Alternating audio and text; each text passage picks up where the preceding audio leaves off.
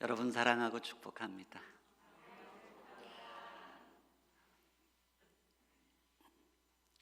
아버지, 당신의 귀한 아들, 딸들 이 자리에 모였습니다.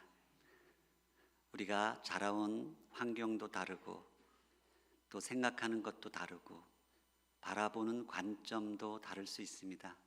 그러나 이 시간 약속하신 보혜사 성령님 이 자리에 함께 하시고 기름 부어 주셔서 저희 마음이 하나가 되고 그리스도의 온전하신 그 몸을 이루어가는 그런 복된 시간 되게 하여 주시옵소서.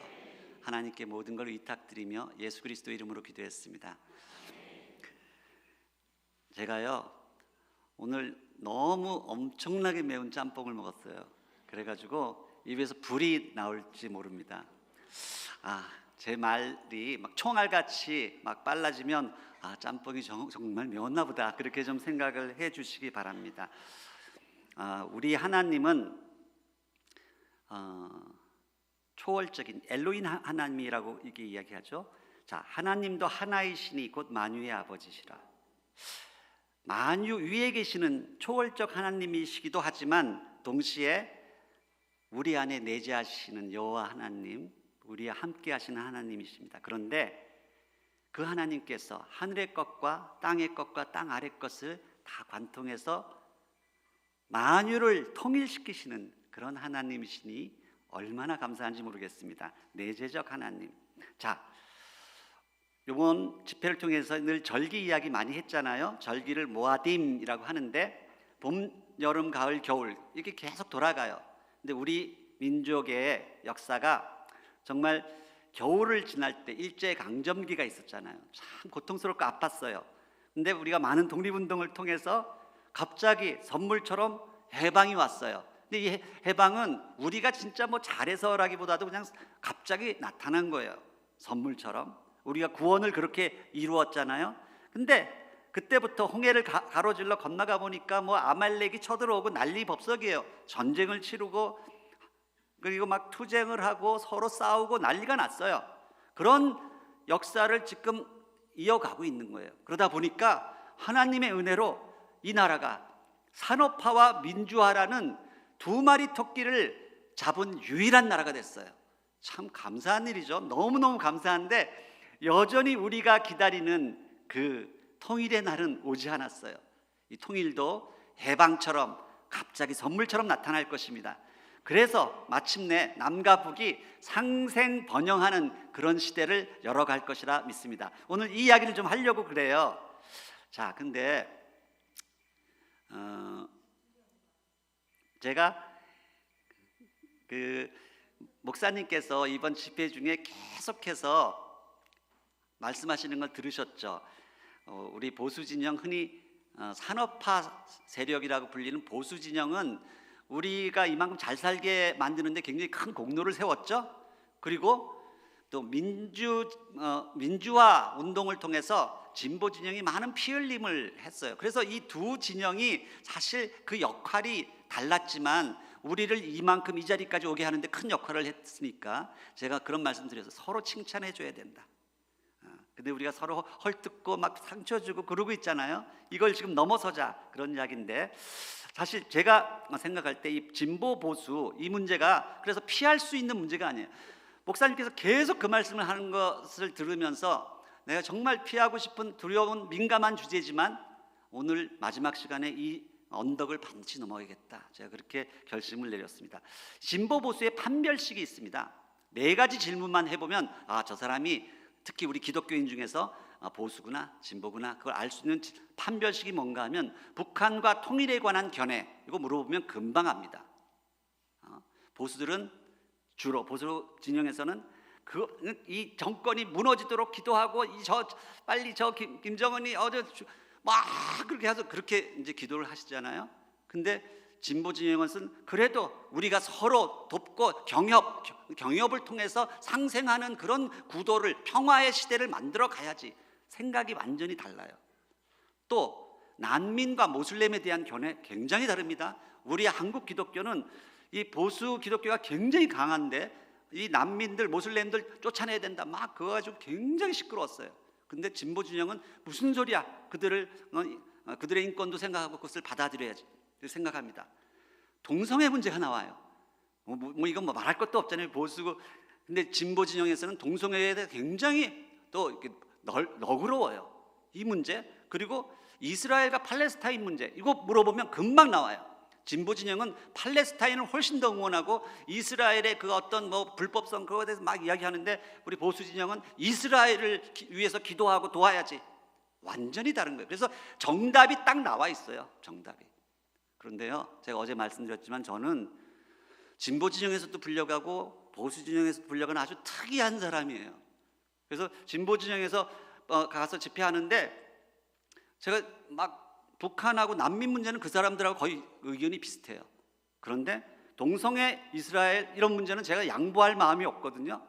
그러니까 이게 그냥 둘 이렇게 딱 답을 하니까 그 사람들이 뭐야 이거 우리 편인 줄 알았더니 아니네 뭐 이렇게 뭐 이런 식의 반응을 진짜 한 적이 있었어요. 어떤 목사님이 우리 편, 내 편, 네 편이 어디 있습니까? 저는 하나님 편이고 오직 성경이 가르치는 대로 답을 했을 뿐이에요. 그래서 사실은 오늘 아버지의 마음, 성경이 무엇을 우리에게 원하는지 그것을 이제 알려고 합니다. 우리가 이제 이 긴 여정 떠나기 전에 선교적 질문 제가 한 4가지만 드려볼게요.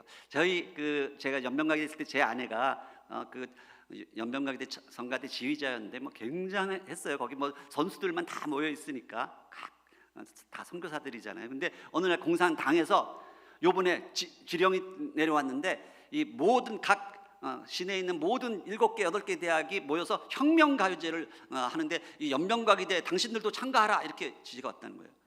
근데 갑자기 준비가 안 되니까 막 당 쪽에서 당황해서 우리 성가대가 있다는 걸 알고 우리 제 아내 최문성 교수에게 그냥 요번에 성가대가 나가서 좀 이거 좀 해달라고 이렇게 부탁을 한 거예요. 근데 이 성가대원 중에는 온갖 장로님, 권사님 뭐 별의별 분들이 다 있잖아요. 난리가 났어요. 이 성가대가 어떻게 공산당 혁명가요제에 나가서 그걸 할 수 있냐? 이 성가대는 성물인데 성물이 어떻게 그런 곳에 갈 수 있냐? 막 그런 반대하는 분들이 많았거든요. 그래서 아내가 울상이 돼서 저한테 저녁에 와서 이거 어떻게 해야 돼요? 여러분 어떻게 하는 게 맞는 것 같아요? 나가야 됩니까? 안 나가야 됩니까? 저는 당연하게 무슨 소리야? 지금 혁명가요제에 우리 성가대가 나가서 그들을 지금 감동시키고 정말 그 하나님의 그 은혜를 베풀 수 있는 이런 절호의 기회가 왔는데 그걸 왜 마다한만? 그래가지고 결국 혁명 나갔는데 다른 대학에서 이 붉은 깃발 들고 막 이런 혁명가요제 부르는데 우리 어머니강 아버지산 백두산과 두만강을 가리켜 아버지산 어머니강이라는 조선족 가곡이 있는데 그것을 4부 합창으로 장엄하게 쫙 엄청난 은혜가 있었대. 그래가지고 이제 거기서 이제 3등을 했는데 심사위원장이 나중에 오더니 원래는 1등이었어요. 근데 우리 연변가게 기독교 대학인 거 다 아는데 우리가 1등을 줄 수 없어서 할 수 없이 3등 준 거라고 그렇게 이야기하더라고요. 거기서 막 진짜 은혜가 넘친 거예요. 자, 굉장히 중요하죠. 우리가 80일 여행하는데 가는 곳마다 뭐 하는데 거기 그 광야를 통과하는데 막 덥고 하고 하는데 거기 군데군데 모스크들이 쫙 있잖아요. 모스크. 근데 주일이 됐는데 예배 드릴 데가 없는 거예요. 그래서 우리가 저기 모스크에 들어가면 양탄자 깔려 있지 시원하지 너무 좋거든요. 자, 우리 모스크에 들어가서 예배 드리자 했더니 거기 있던 그 무슨 소위 아주 보수적인 목사님이 3분이 계셨는데 막 펄쩍 뛰면서 우리가 어떻게 모스크에 들어가서 예배를 막 난리가 났어요. 난리가. 여러분 어떻게 생각합니까? 어떻게 생각? 목사님 우리 들어가야 돼요, 말아야 돼요? 우리 역시 최고예요, 최고. 그 중에서 어떤 분이 딱 한마디로 제압을 했어요. 우리 하나님이 못 들어가시는 우리 하나님께 금단의 영역이 존재합니까?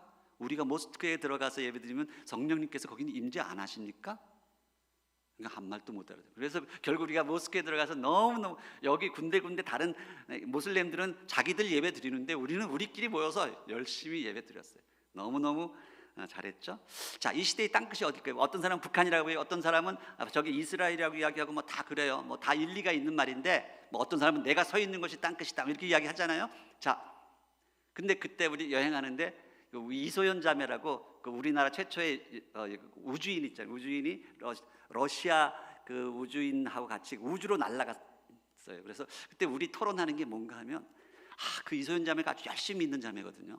전라도 그 어머니가 권사님이 아주 열심히 있는, 그래서 이소연 자매가 저한테 메일 쓴 적이 있어요. 저도 나중에 평양가기대에 들어가고 싶어요. 근데 우리의 질문은 뭐였냐면, 관심사는 그 이소연 자매가 그 우주선 안에서 러시아 그 비행사한테 복음을 전했을까 아닐까. 복음을 만일 전했다면 땅끝이 우주가 되는 거예요. 우주, 마침내 우주 선교의 시대가 열렸어. 자, 그래서 이제 땅끝의 개념이 달라지는 거야. 어제부터 이야기했죠. 지금은 이제 수직적 시대로 지금 넘어가고 있다. 여러분의 이제 자손들, 손자, 젊은 분들은 그 시대에 되면 우주 선교의 시대가 열릴 수 있다. 자, 그다음, 교회에 꼭 십자가가 있어야 됩니까? 우리 아름다운 십자가 있는데 교회는 무조건 십자가를 걸어야 됩니까? 어떻게 생각하세요? 걸고 싶어도 못 거는 데가 너무 많아요. 걸고 싶어도 못 거는 그런 곳이. 거기다가 요즘은 십자가가 마치 중국에는 뭐 더하지만, 중국에 요즘에 엄청난 탄압이 일어나서 십자가를 다 철거해요. 혐오 시설이 됐어요. 혐오 시설. 그래가지고 내가 오늘 이거 예레미야 1장 10절에 보면 그 모든 것들, 너희들이 지금 형식적으로 지금 이렇게 하던 것들 다 파괴하고 넘어뜨리고 건설해서 새로 다시 심게 하겠다. 하나님의 이 말씀이 저희들한테 그때 꽂혔어요. 가면서 십자가가 무너지는 그런 모습도 보았고요.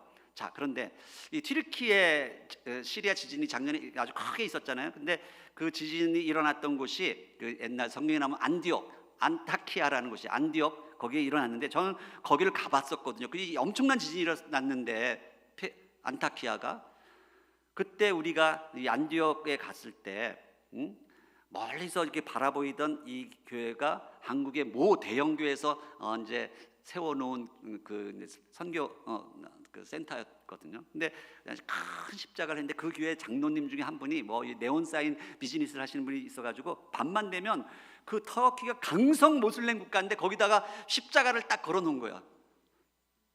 저희가 볼 때 너무 기가 차고 너무 말이 안 나오는 거예요.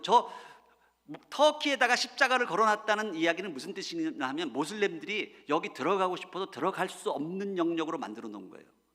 이해가 됩니까?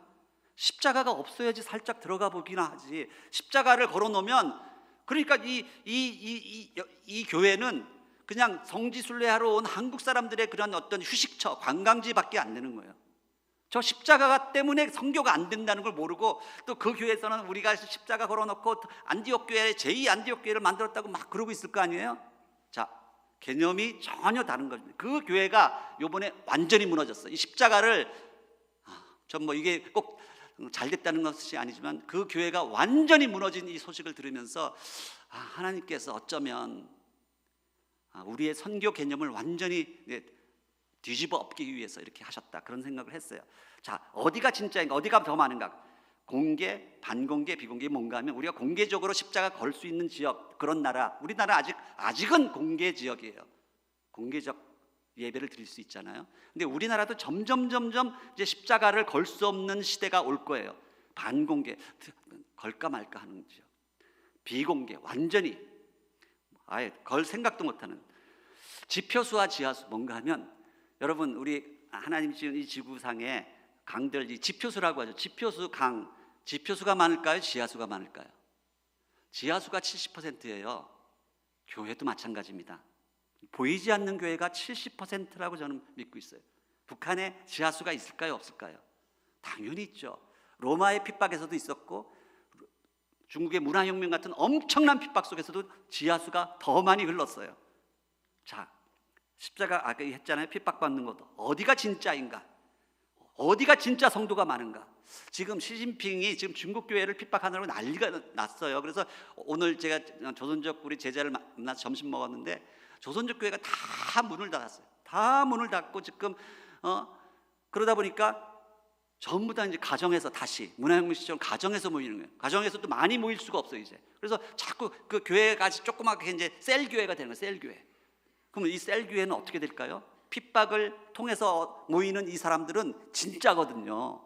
핍박 있을 때 안 모이는 사람들을 다 떨어져 나가, 아까 툭툭 떨어져 나간다 하는데 남은 자들만 모이는 거예요. 이 교회가 진짜 교회. 시진핑이 사실은 자기는 뭐 핍박한다고 생각하지만 중국 교회를 영적 구조 조정을 하고 있어요. 왜 이 영적 구조 조정이 중요하냐면 중국 교회의 사명은 모슬렘 선교거든요. 근데 이런 공개된 십자가 걸어놓고 하는 이런 교회 가지고는 모슬렘 선교 꿈도 못 꿔요. 그래서 시진핑이 지금 중국 교회를 구조 조정하면서 선교사들을 막 추방하고 있는데 자기는 그게 뭔지도 모르지만 하나님의 섭리 가운데 중국 교회를 강하게 만들고 있는 거예요. 그걸 이해하셔야 돼요. 김정은 마찬가지입니다. 사실은 우리가 생각하는 거하고 전혀 하나님은 다르게 쓰실 때, 그러니까 어제 지난 말씀드렸잖아요. 김정은이 빨리 죽어서 뭐 정권이 무너지자, 그건 굉장히 나이브한 기도예요. 차라리 김정은이 고레스가 될 수 있도록 중국의 등소평이 중국이란 나라를 완전히 뒤바꿔 놓은 것처럼 고레스가 될 수 있도록 그것을 위해서 기도하는 것이 정말 하나님 나라에서 현실적이다. 저는 그렇게 생각하고요. 자, 뭐 이거 지나갈게요. 그래서 코로나 이후에 교회가 교회의 본질을 생각하게 만들었고, 우리가 말씀드렸잖아요. 복음이 지금 분리돼 있어요. 예수 복음과 그리스도의 복음, 보수와 진보가 분리돼 있는데 이것을 합치지 않고 무슨 그 복음 통일을 한단 말이에요. 그래서 일단 통일 복음을 만들어야 돼요. 통일 복음은 한범 교회고, 그 속에서 우리 지금 우리 하늘가족교회도 지금 가정교회 모임 하고 있지만 셀교회, 가정교회 뭐 이런 것들이 생겨나게 된 그 근본적인 게 뭔가 하면 그 속에서 우리 세포 안에 생명이 있잖아요. 그것이 세포의 특징은 뭔가 하면 번식해요. 번식하고 성장하고, 그런데 그 작은 세포들이 다 연결돼서 네트워크, 통일을 이루고 있죠. 이 세포의 비밀을 우리보다 더 먼저 알았던 게 북한이에요. 북한 정권이 왜 쉽사리 무너지지 않냐면 모든 게 다 셀 구조로 돼 있어요. 실제로 세포 당비서라고 불러요. 세포 조직으로 다 돼 있거든요. 세포 조직은 웬만해서는 죽지 않아요. 그런데 이제 와서 우리가 깨닫고 북한의 그 세포 조직을 이제 교회가 따라 배우기 시작한 거예요. 이게 원래 오리지널은 그 핍박받는 그런 그 로마 그 당시에 교회에서 시작한 거죠. 그래서 이 세포 교회를 통해서 여러분들의 직업 현장, 삶의 현장이 선교 현장이 되도록 만드는 것, 이런 이야기 제가 쓴 띵동 박부장이라는 책 있습니다. 그건 한번 참고하시면 좋겠고요. 자, 오늘 이제 서론 끝나고 이제 우리가 이스라엘 팔레스타인 전쟁으로부터 오늘 이 부흥회를 시작했잖아요. 이 전쟁이 얼마나 복잡한, 이 이팔 전쟁이 근데 뭐 저 멀리서 일어난 남의 나라 전쟁인데 그게 우리와 뭔 상관인데 이렇게 생각하실 분이 있을 것 같아요. 근데 그렇지 않습니다. 이 시대는 모든 게 다 연결돼 있어요. 이 네트워크 망으로 전 세계가 연결되어 있듯이 실제로 모든 게 연결돼 있는데, 여기 앞에 여기 세계사를 보는 두 축에 보면 오른쪽에 동아시아 축, 한중일, 우리 동아시아 축을 저는 시대의 변곡점이라고 부르는 거예요. 시대의 변곡. 이 시대 21세기를 움직이는 가장 중요한 변곡점이 될 곳이 바로 이곳이에요. 그런데 역사의 변곡점은 뭔가 하면 이거 지금 이 전쟁 터진 예루살렘을 중심으로 한 사우디와 이런 이란과 여기가 역사의 변곡점. 근데 역사의 변곡점은 항상 고정돼 있어요. 고정돼 있는데 시대의 변곡점은 영국이 될 수도 있고 그 시대마다 다 계속해서 움직여 왔어요. 근데 21세기는 이 시대의 변곡점이 바로 우리 동아시아 축이라는 거예요. 그래서 이 두 축 사이에서 시대의 변곡점에서 역사의 변곡점으로 21세기 역사가 빠른 속도로 움직여 가고 있다는 것이에요. 이것을 이해해야 돼요. 그 사이에서 이런 전쟁이 벌어지는 거예요. 그래서 바이든이 정말 그 중국 시진핑이 원수지간이었던 사우디와 이란을 화해시켰잖아요. 깜짝 놀랐어요. 원래는 그런 일은 미국 같은 자기들이 지원 국가니까 자기들이 한다고 생각. 옛날 그 카터 대통령이나 뭐 그 누구예요? 클린턴이 다 그런 일을 했잖아요. 역사 속에서 옛날에는 영국이 했어요. 이 역사의 변곡점을 누가 핸들하는가를 보면 그 시대의 지원이 누군가가 나와요. 옛날에는 영국이었고 최근 20세기에는 미국이었는데 중국이 그 일을 하기 시작한 거예요. 그래서 너무 놀래가지고 무리수를 뒀어요. 무리수. 그래가지고 이스라엘하고 사우디를 화해시키려고 이걸 이제 그 교류, 대사관계 이런 걸 하려고 하다가 발끈한 하마스가 치고 들어온 거예요. 그게 첫 번째 원인이고요. 두 번째는 이 그 황금돔이 여기 우리 첫날 배웠던 그 모리아산에 이삭을 바치려고 했던 그곳이라고 했잖아요. 여기는 모슬렘들은 거기서 마호멧이 승천했다고 믿고 있는, 양쪽이 둘 다 성지처럼 생각하는 곳이에요. 근데 이 황금돔이 있는 이 성전사는 아직 모슬렘 구역이거든요.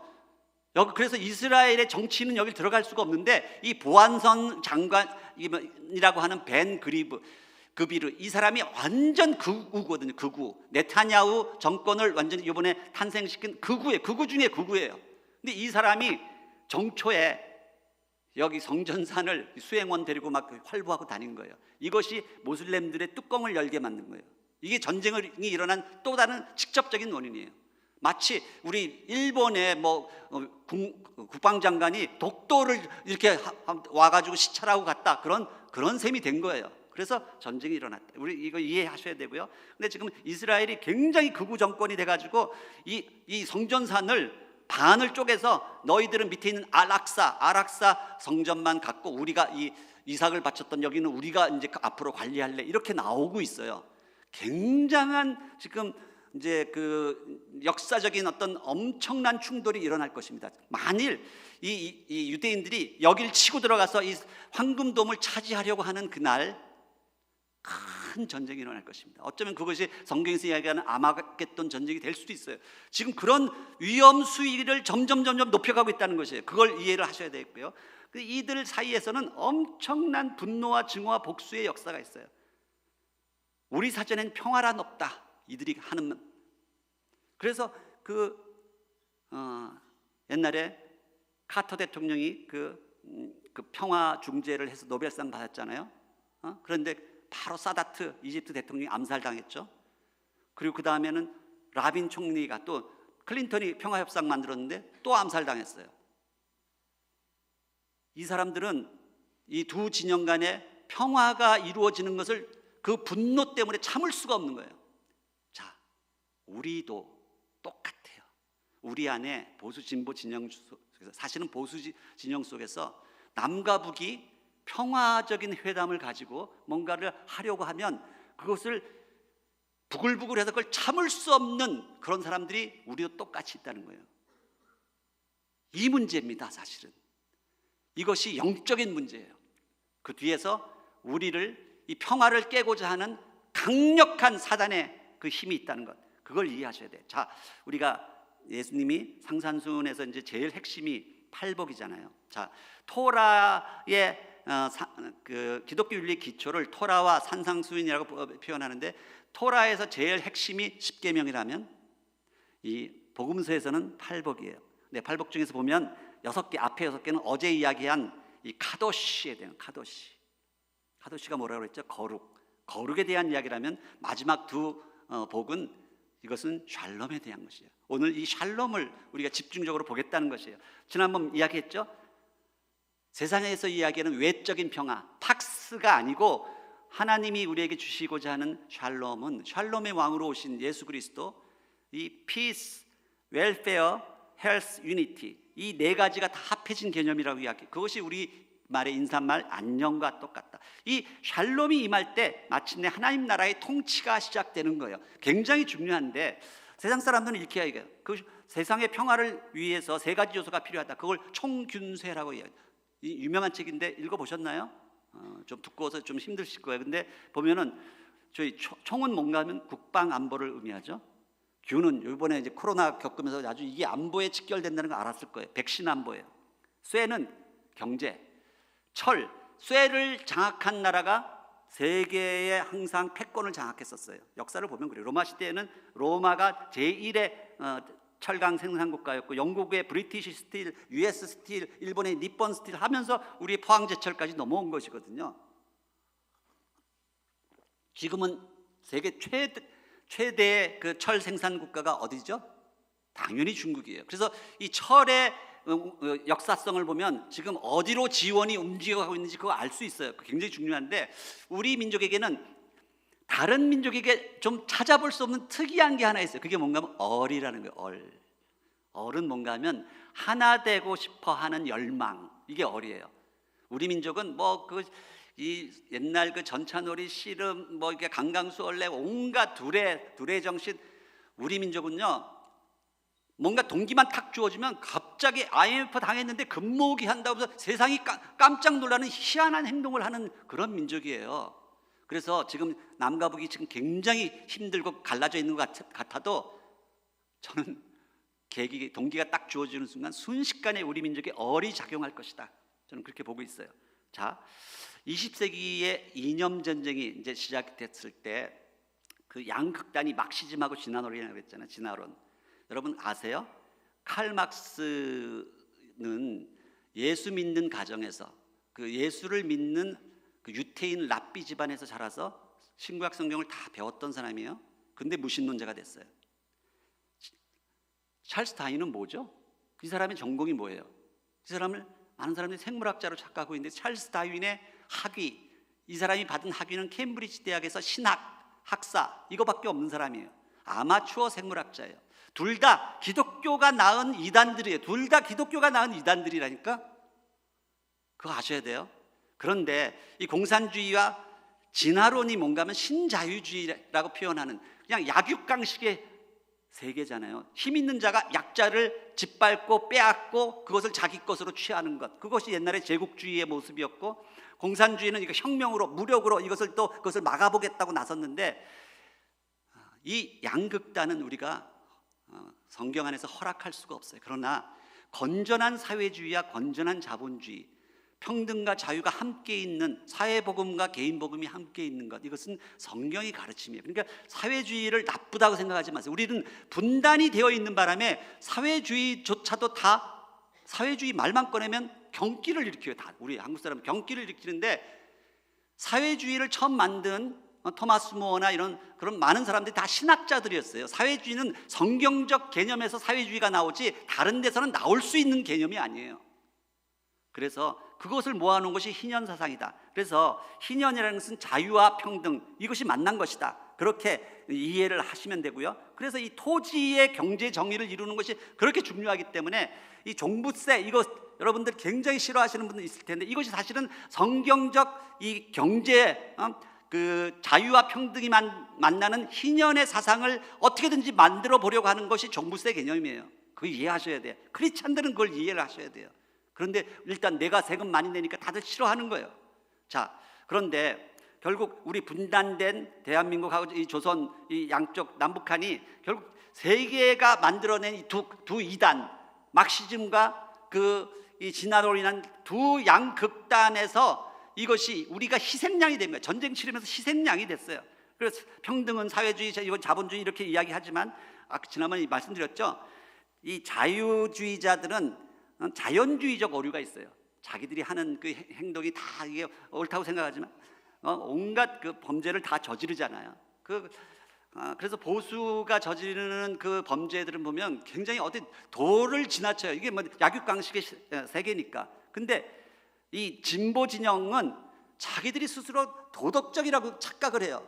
근데 하나님을 떠난 인간은 도덕적이 될 수가 없어요.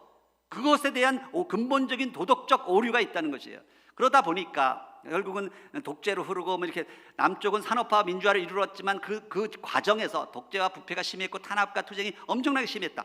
북쪽은 주체사상과 핵개발이라는 그들 나름대로는 이것을 대단한 업적으로 생각하고 있지만, 그로 인해서 3대 세습과 경제 침체를 가져왔다. 이것이 지금 우리 근대사를 요약해 놓은 것이에요. 자, 요즘에 보수 진영에서 막 교회마다 이거 보라고 이제 많은 그 랠리를 하고 있는데, 건국전쟁이라는 영화 보셨나요? 건국전쟁 보신 분들 손 들어보세요. 많이도 보셨죠? 건국전쟁, 이것은 원래 진보 진영에서 백년전쟁이라는 다큐가 있었어요. 백년전쟁. 이것은 이승만 박사 대통령의 그런 어떤 많은 네거티브한 모습을 강조한 그런 다큐라면, 건국전쟁은 이건 완전히 또 이제 파지티브한 것을 강조한 거잖아요. 이 두 개가 지금 맞부딪히고 있는 거예요. 이것이 사실은 목사님 이야기하시는 민주화 세력과 산업화 세력의 충돌이에요. 충돌. 왜 이 싸움을 지금 우리가 하고 있는지 그 근본 뿌리를 이해를 하셔야 돼요. 우리가 비록 보수적인 내가 기독교 신앙을 갖고 있다 할지라도 이 근본적인 뿌리, 질병의 뿌리를 알지 않으면 이게 치유될 방법이 없어요. 그냥 어디 깊은 병에 걸렸는데 여기다 배에다가 아까 지금 뭐라고 그러죠? 빨간 약만 여기 바른다고 이게 치유가 되는 게 아니잖아요. 그래서 그 근본적인 뿌리를 우리가 이해해야 된다는 것이죠. 지난번 말씀드렸지만 우리 한국 교회가 이 정말 그 3.1운동까지는 참 열심히 자기 그 신앙을 지키려고 했는데 3.1운동 이후에 들어온 사이토 총독, 그 지난번에 강우기 열사가 죽이려고 했다가 실패했던 사이토 총독은 미국 유학도 갔다 오고 미국에서도 오래 살고 해서 영어도 잘하고 선교사를 하고 굉장히 많은 친분을 가지면서 이 한국 교회를 소위 문화통치 말이 문화통치지 더 교묘하게 이제 그 길들이기 시작했어요. 그래서 한국 교회가 그 이후로 점점 친일화되어지고 많은 목사님들이 아주 특권을 누리면서 그러면서 이제 한국 교회가 무슨 어떤 그 법인화되고 이렇게 재산이 점점 불어나면서 총독부에 충성하고 나중에는 어떻게 되나 그러다 보니까 이제 신사참배를 하는데 그냥 강압에 못 이겨서 억지로 한 사람이 오히려 적었어요. 다들 자발적으로 신사참배 참여했고요. 정말 오히려 소수가 그것을 거부하다가 순교당한 거예요. 주기철 목사님, 박간준 장로님 이런 분들이 순교를 당했는데 많은 사람들이 그냥 정말 아주 자발적으로 이게 1938년이에요. 그런데 결국 이때부터 한국교회가 무너지기 시작했다. 특히 북한에서 주로 평양에서 일어난 거예요. 평양에서 서문박교에서. 근데 그래서 이 평양에서 10년 후에 공산 정권이 들어서고 또 10년 후에 1958년에 완전히 교회가 없어집니다. 이 20년의 세월 동안에 북한의 교회는 완전히 무너져 내리는 거예요. 마치 예루살렘 성전이 1차 침공, 2차 침공, 3차 침공이 딱 20년이에요. 20년 만에 완전히 무너진 거하고 똑같은 상황이에요. 그런 일이 벌어졌고 감리교가 처음에 기독교 초창기에는 엄청나게 큰 일을 하고 큰 인물들이 많이 나왔잖아요. 이 책의 대부분의 주인공들이 감리교인들이에요. 그런데 이제 무너지기 시작해서 양주산 많은 분들이 정춘수 목사 이분 엄청난 친일을 했거든요. 마지막 때 그 감독하면서 이 청년들을 전쟁터에 몰아내고 막 그 위안부 징용 거기에 막 적극적이고 전국에 있는 종들을 다 교회 종탑의 종들을 다 뜯어가지고 이제 무기 만드는 데 다 그걸 녹여서 헌납했던 그런 사람이 정춘수 목사 33인 중에 한 사람이었어요. 그게 감리교 감독이었다니까요.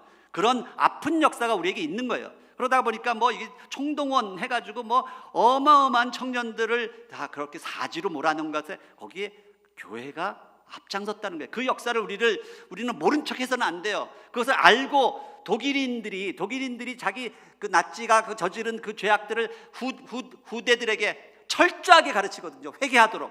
우리가 이런 악한 일을 행했다는 걸 가르쳐야 되는데 우리는 안 가르치려고 해요. 덮으려고 해요. 모르게 하려고 해요.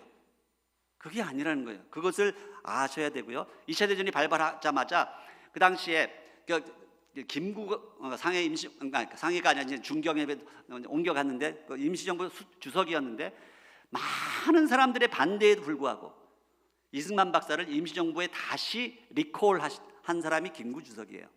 무슨 말인가 하면 이승만 박사가 초대 임시정부 그 대통령이었지만 그 당시에 많은 금전 문제, 많은 문제를 일으켜서 1925년에 처음으로 탄핵을 당하거든요. 탄핵당할 때 북측에 있는 서북파인들한테 당한 것이 아니고 그 사람들이 이미 벌써 다 임시정부를 떠났고 원래 그들과 한 편이었던 기호파 사람들의 탄핵을 당한 거예요. 그 정도로 문제가 많았었어요, 그 당시에. 그런데 이 김구가 이승만 박사를 다시 불러들여요. 반대를 무릅쓰고. 그 이유는 뭔가 하면 이승만 박사가 영어도 잘하고 이제 미국하고 이제 잘 관계가 있다고 생각하니까 우리 광복군을 이 전쟁 끝나기 전에 연합군에 소속될 수 있도록 그것을 로비를 좀 해달라. 그 부탁을 하려고 한 거예요. 광복군이 연합군의 일원이 돼야지 우리가 승전국으로 남는 거예요. 승전국을 어떻게 분단시킬 수 있겠어? 그래서 그걸 위해서 애를 썼는데 결국 다 실패하고 결국 우리는 분단이 되고 마는 것입니다. 그 당시에 누구예요? 루즈벨트 대통령은 처음부터 일본을 독일처럼 그 전쟁 일으킨 나라니까 당연히 일본을 분단시켜야 되는데 일본 사람들이 엄청난 로비도 있었지만 우리나라를 분단해야지 중국과 러시아를 더 압박하는데 더 전선이 올라가기 때문에 우리를 분단시키려고 40년 신탁 통치 계획을 세우고 있었어요. 루즈벨트가. 그것을 결국 우리 이제 이런 독립 지도자들이 그걸 막아내지 못한 거죠. 하여튼 그래서 이승만 대통령이 일본이 침공할 것을 예언하고 막 그랬는데 여러분 오펜하이머라는 이 물리학자가 주인공이 된 이 오펜하이머 영화 보셨나요? 보셨죠? 이 온자탄의 아버지 맨하탄 프로젝트의 책임자라고 부르는데 저는 이 내용을 이제 자세히 알고 있는데 매 학기에 이걸 가르치거든요. 굉장히 중요한 내용이기 때문에. 근데 여러분 결국은 독일이 먼저 원자탄 만들까봐 두려워서 이 유태인들이 모여가지고 이제 원자탄을 먼저 만들었는데 어떻게 됐죠? 독일이 항복하고 히틀러가 죽어버렸잖아요. 그러면 이제 원자탄 안 쓰면 되잖아요.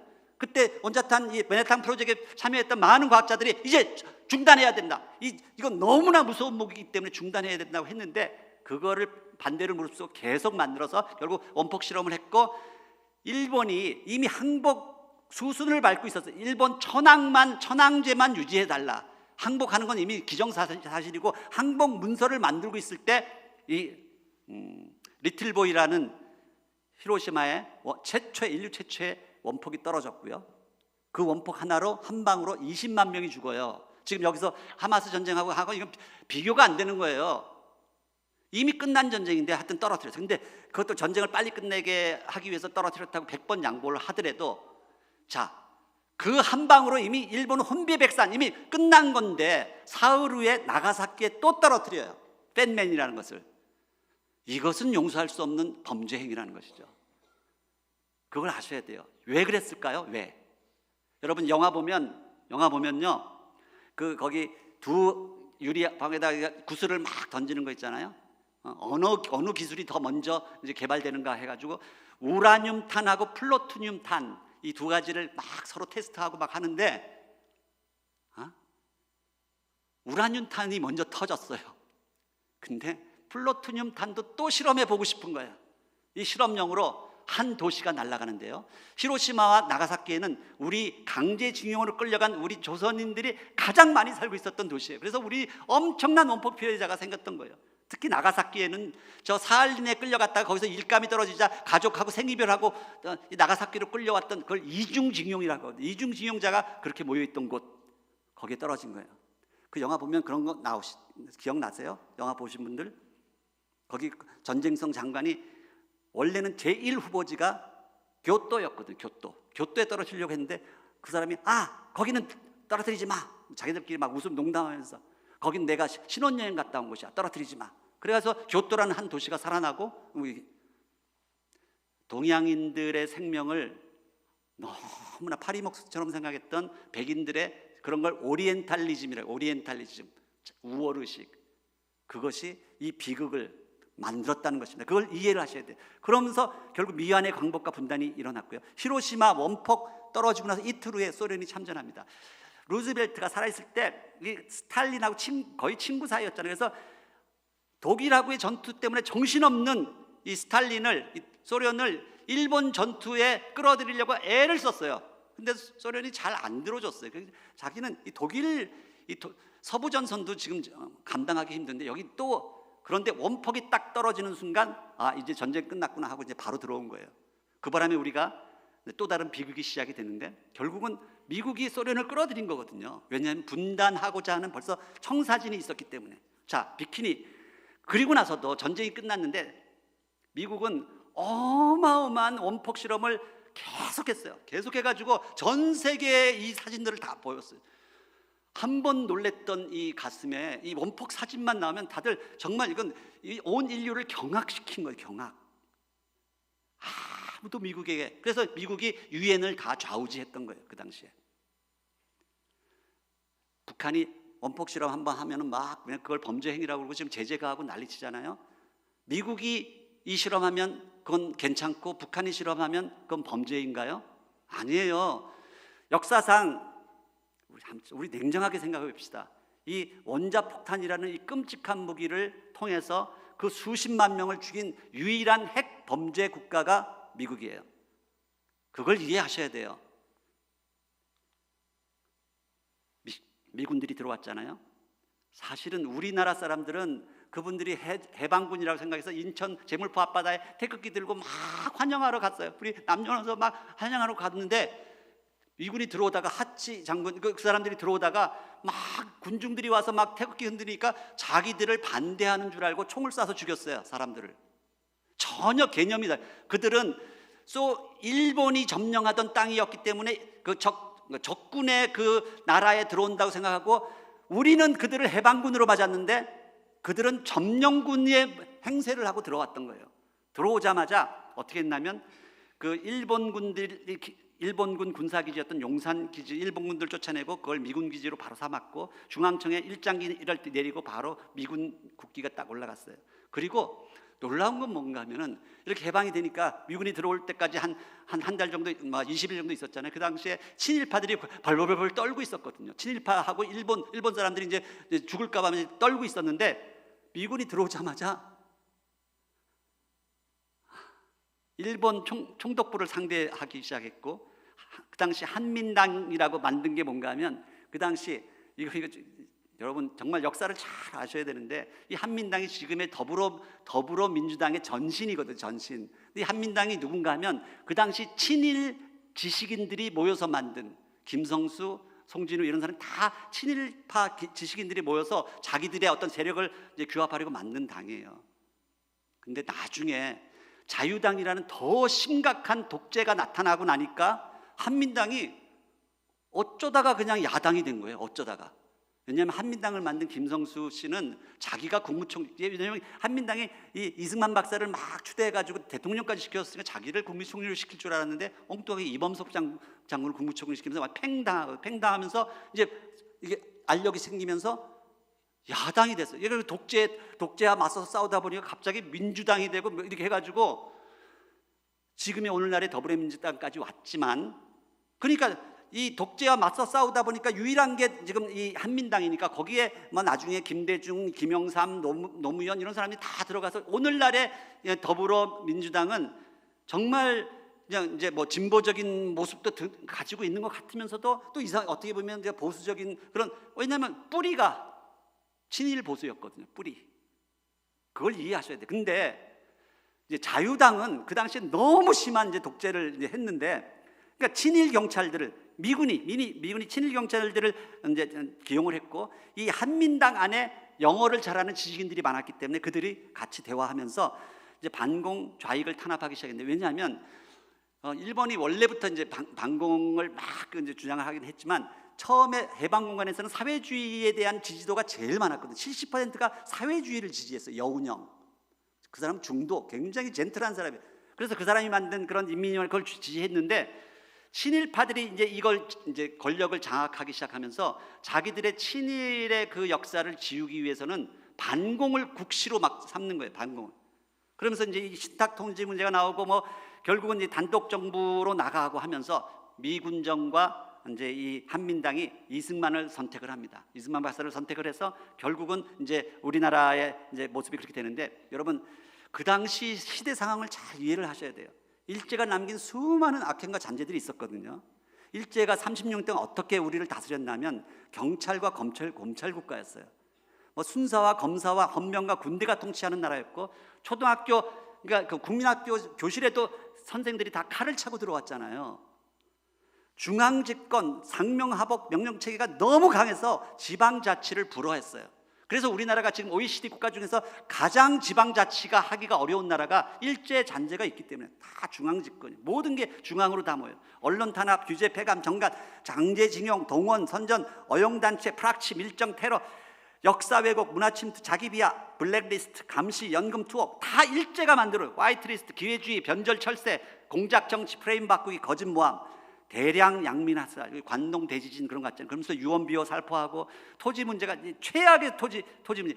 조선 시대도 이 지주들이 뭐 악해서 한 5할 6할 막 이렇게 그걸 뜯어갔는데, 일제 말기에는요 농민들로부터 8할 9할을 가져갔어요. 그래서 이들이 다 뺏기고 화전이 돼가지고 이렇게 굶주리면서 그렇게 살았단, 그런 절대 빈곤에 있었고, 공창, 유각, 요정, 성놀이, 반문화가 말도 못했고요. 이 아편을 전국에 뿌려서 이 초등학교 선생들까지 다 아편에 취해서 강단에 서는 그런 시대, 그런 상태에서 우리가 해방을 맞은 거예요. 마치 애굽에서 탈출한 그 오합지졸이 그 모습이었던 거하고 비슷해요. 그런 상태였다는 것. 그 당시에 이 검찰권이 얼마나 무서웠냐면 무소비리의 사법, 그러니까 영장 없이 그걸 이제 흔히 사후 영장제도라고 하는데, 일단 체포하고 압수수색하고 나서 악랄한 고문하다가 나중에 영장을 만드는 거예요. 이것을 우리는 지금은 어떻게 돼요? 사후영장제도 없어졌어요. 이걸 없애려고 그 당시 진보적인 조봉암이나 이런 국회의원들이 자기 목숨을 걸고 사전영장 제도로 바꾼 거예요. 그래서 오늘날 우리가 이만큼이라도 지금 이제 그게 됐다. 그것을 이해를 하셔야 되고요. 이게 그러면 이런 일이 왜 만들어졌나? 어떻게 만들어졌나? 그것은 이토 히로부미의 작품이에요. 이토 히로부미는 그러니까 화학을 전공한, 왜냐하면 미국이 학선으로 쳐들어왔는데 대포를 쏘고 하니까 큰일 났다 싶어가지고 이제 메이지 유신을 일으키고 저기 영국으로 유학을 갔잖아요. 그 화학공학을 대포 만들려고 했는데 가보니까 이 사람이 더 감동받은 게 뭔가 하면 영국의 마그나 카르타 이런 법제도예요. 법제도. 야, 이 헌법을 만들면 이 국왕도 마음대로 좌우지할 수 있구나. 이걸 깨닫고 돌아와서 만든 게 제국 헌법 만들었고 제국 대학을 만들었어요. 그래서 이 이토 히로부미가 만든 시스템이 뭔가, 일본도 마찬가지, 우리나라도 마찬가지. 우리나라에 이제 경성제국대학, 대만의 다이오쿠 제국대학 이 두 개만 빼놓고 나머지는 다 일본에 있는 제국대학들이 이 여기서 법학부를 만듭니다. 법학부. 그래서 법학부 엘리트가 다스리는 나라를 만들기 시작한 거예요. 그래서 일본도 모든 수장이 다 동경 제국대학 법학부 출신들이에요. 우리나라도 지금 보면 전부 변호사, 검사 이런 다 법학부가 다스리는 나라를 만든 거예요. 법학부 엘리트가 다스리는 나라. 그것을 그 잔재에서 벗어나지 못하고 있어요. 안중근 의사가 이토의 육신은 죽였지만 이토가 만들어 놓은 이 시스템은 아직까지도 맹위를 떨치고 있는 것이에요. 보세요. 그 당시에 미군정이 기용한 경찰들이 뭔가 하면 친일 경찰이 거의 99%예요. 그러니까 이 사람들은 이제 자기는 이제 해방을 맞았으니까 이제 막 숨어 다니고 이제 큰일 났다 하고 있는데 갑자기 미군이 들어오더니 다 복직시켜요. 복직. 그래서 이 사람들이 뭘 시작했냐면 독립운동가들을 잡아가지고 고문하고 다시 시작을 한 거예요. 그러니까 얼마나 그 당시가 황당하고 한심했으면 의식 있는 지식인들이 전부 다 북한으로 갔잖아요. 북한으로 월북. 북한이 나중에 더 심해질 줄 모르고 그 당시는 북한에 가면 좀 나라다운 나라가 되겠거니 하고 올라갔던 거예요.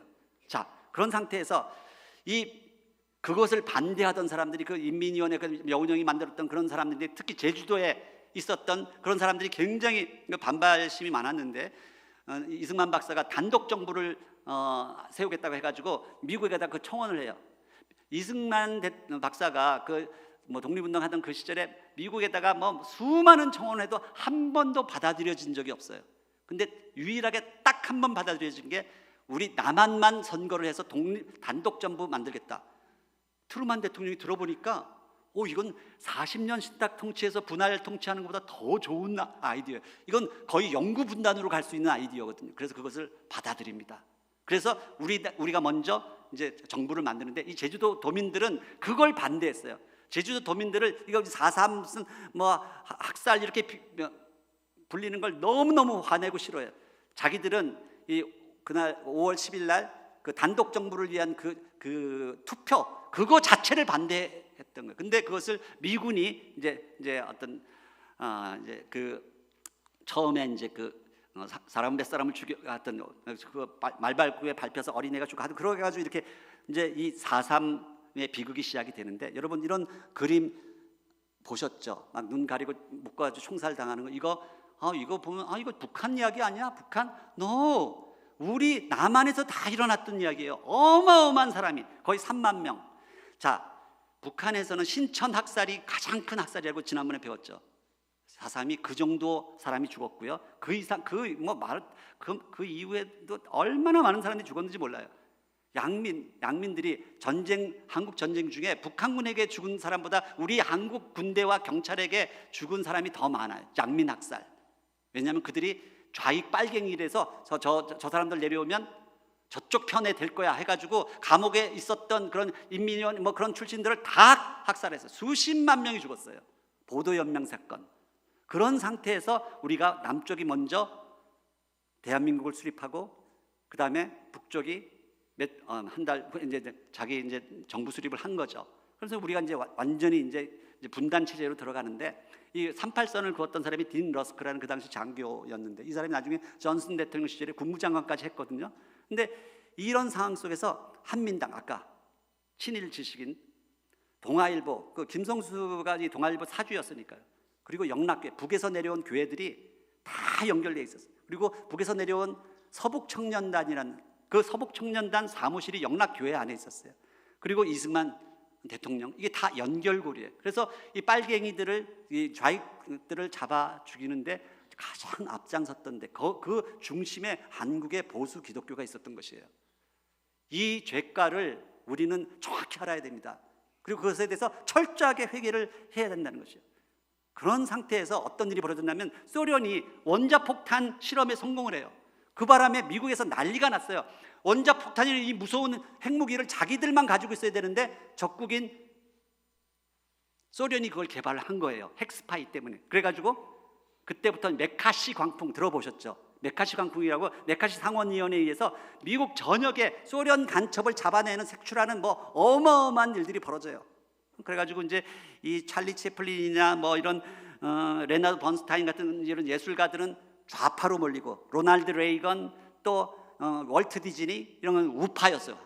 메카시하고 같은 편. 그래서 월트 디즈니의 만화 영화에 보면 다 우파적 메시지가 다 들어 있습니다. 그걸 아셔야 돼요. 우리가 그걸 어릴 때부터 그거 보면서 자라난 것이죠. 이렇게 완전히 미국이 두 쪽으로 쫙 갈라지면서 반공주의 이데올로기가 이제 막 일어나는데, 그것이 우리나라에 그대로 직수입됐고 그 반공주의 이데올로기에 의해서 수많은 사람들이 죽었던 거예요. 그러면서 전쟁이 터진 거예요. 전쟁이 터졌는데 뭐 말로 이루 헤아릴 수 없는 그냥 이제 끔찍한 전쟁이 일어난 거죠. 3년 1개월 동안 요 작은 반도 안에 2차 대전 전역에서 떨어뜨린 이 폭탄보다 더 많은 폭탄이 떨어졌어요. 그 상상이 갑니까? 엄청난, 우리 흥남철수 이거 다 봤잖아요. 전쟁의 그 참혹함은 이루 헤아릴 수가 없어요. 그 트라우마에서 우리가 아직도 벗어나지 못하는 거예요. 우리 한국에서 전쟁 겪었던 세대들이 지금 보수로 남아 있을 수밖에 없는 게 이해가 가요. 이해가 갈 수밖에 없어요. 그 끔찍한 걸 겪었기 때문에.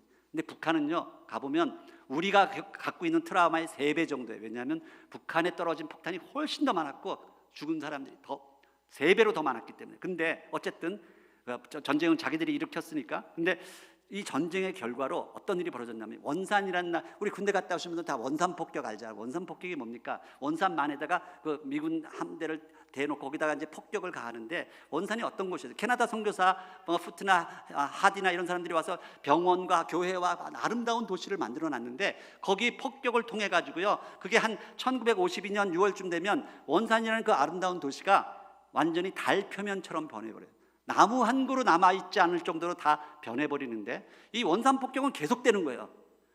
정전협정 사인하기 30분 전까지 원산폭격은 계속돼요. 아무것도 없는데. 왜 그랬을까요? 왜 그랬을 것 같아요?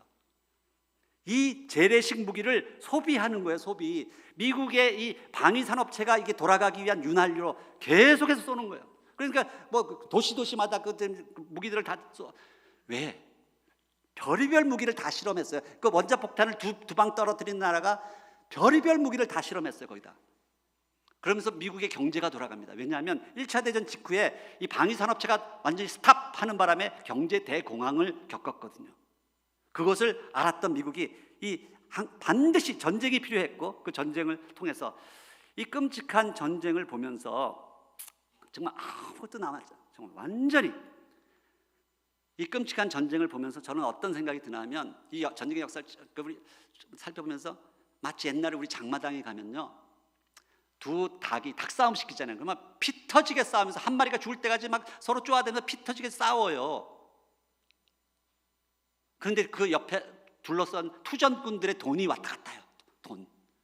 우리 남과 북이라는 이 얼빠진 지도자, 북한이 김일성을 해가지고 전쟁을 걸기 위해서 싸우게 만든 다음에 투전꾼들이 다 돈 계산하고 있었어요.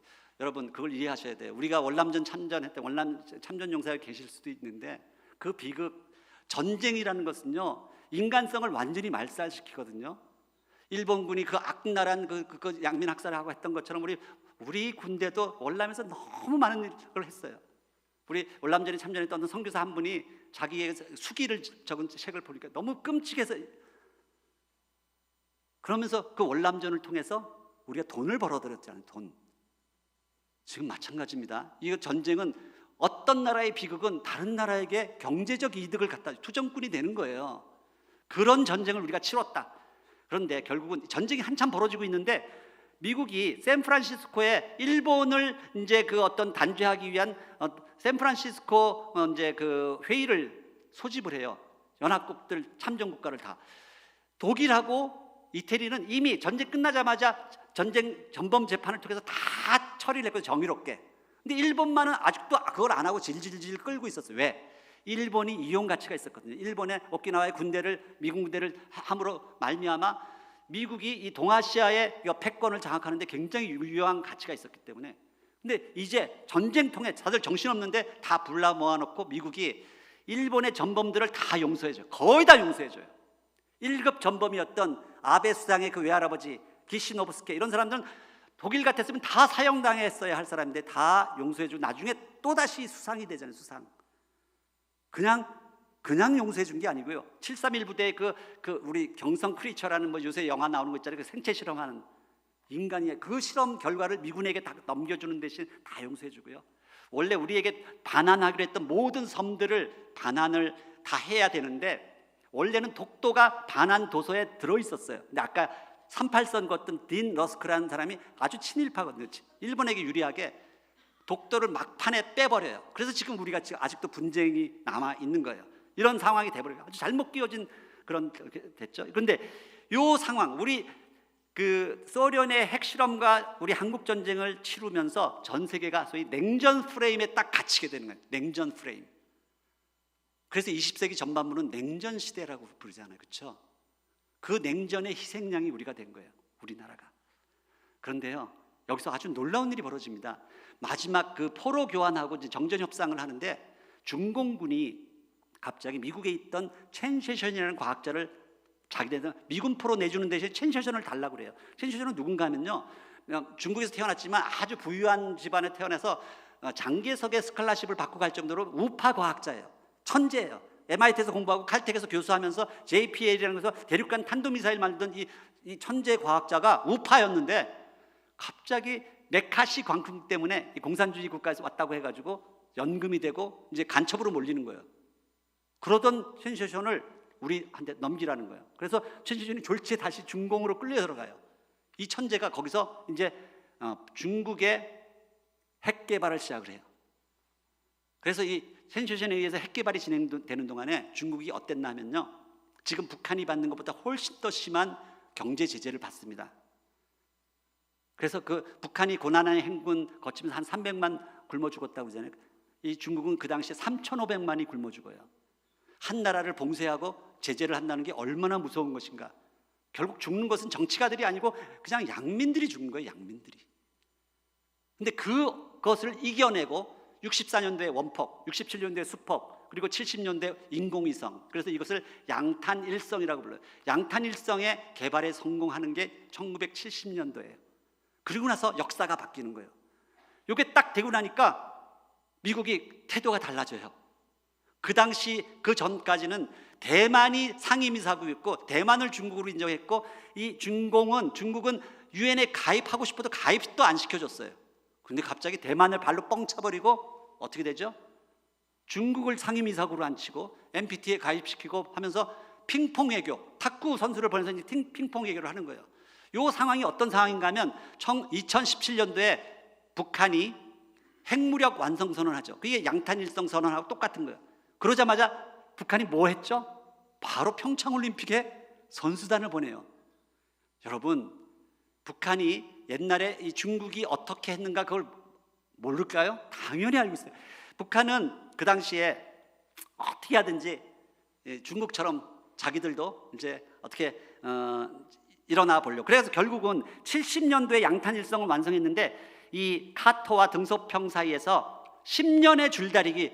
닉슨은 처음에 자기가 하려고 하다가 이제 워터게이트로 물러나고 결국 카터에서 10년 만에 미중 수교에 성공하는 거예요. 얼마나 그동안에 많은 스토리가 있었겠어요.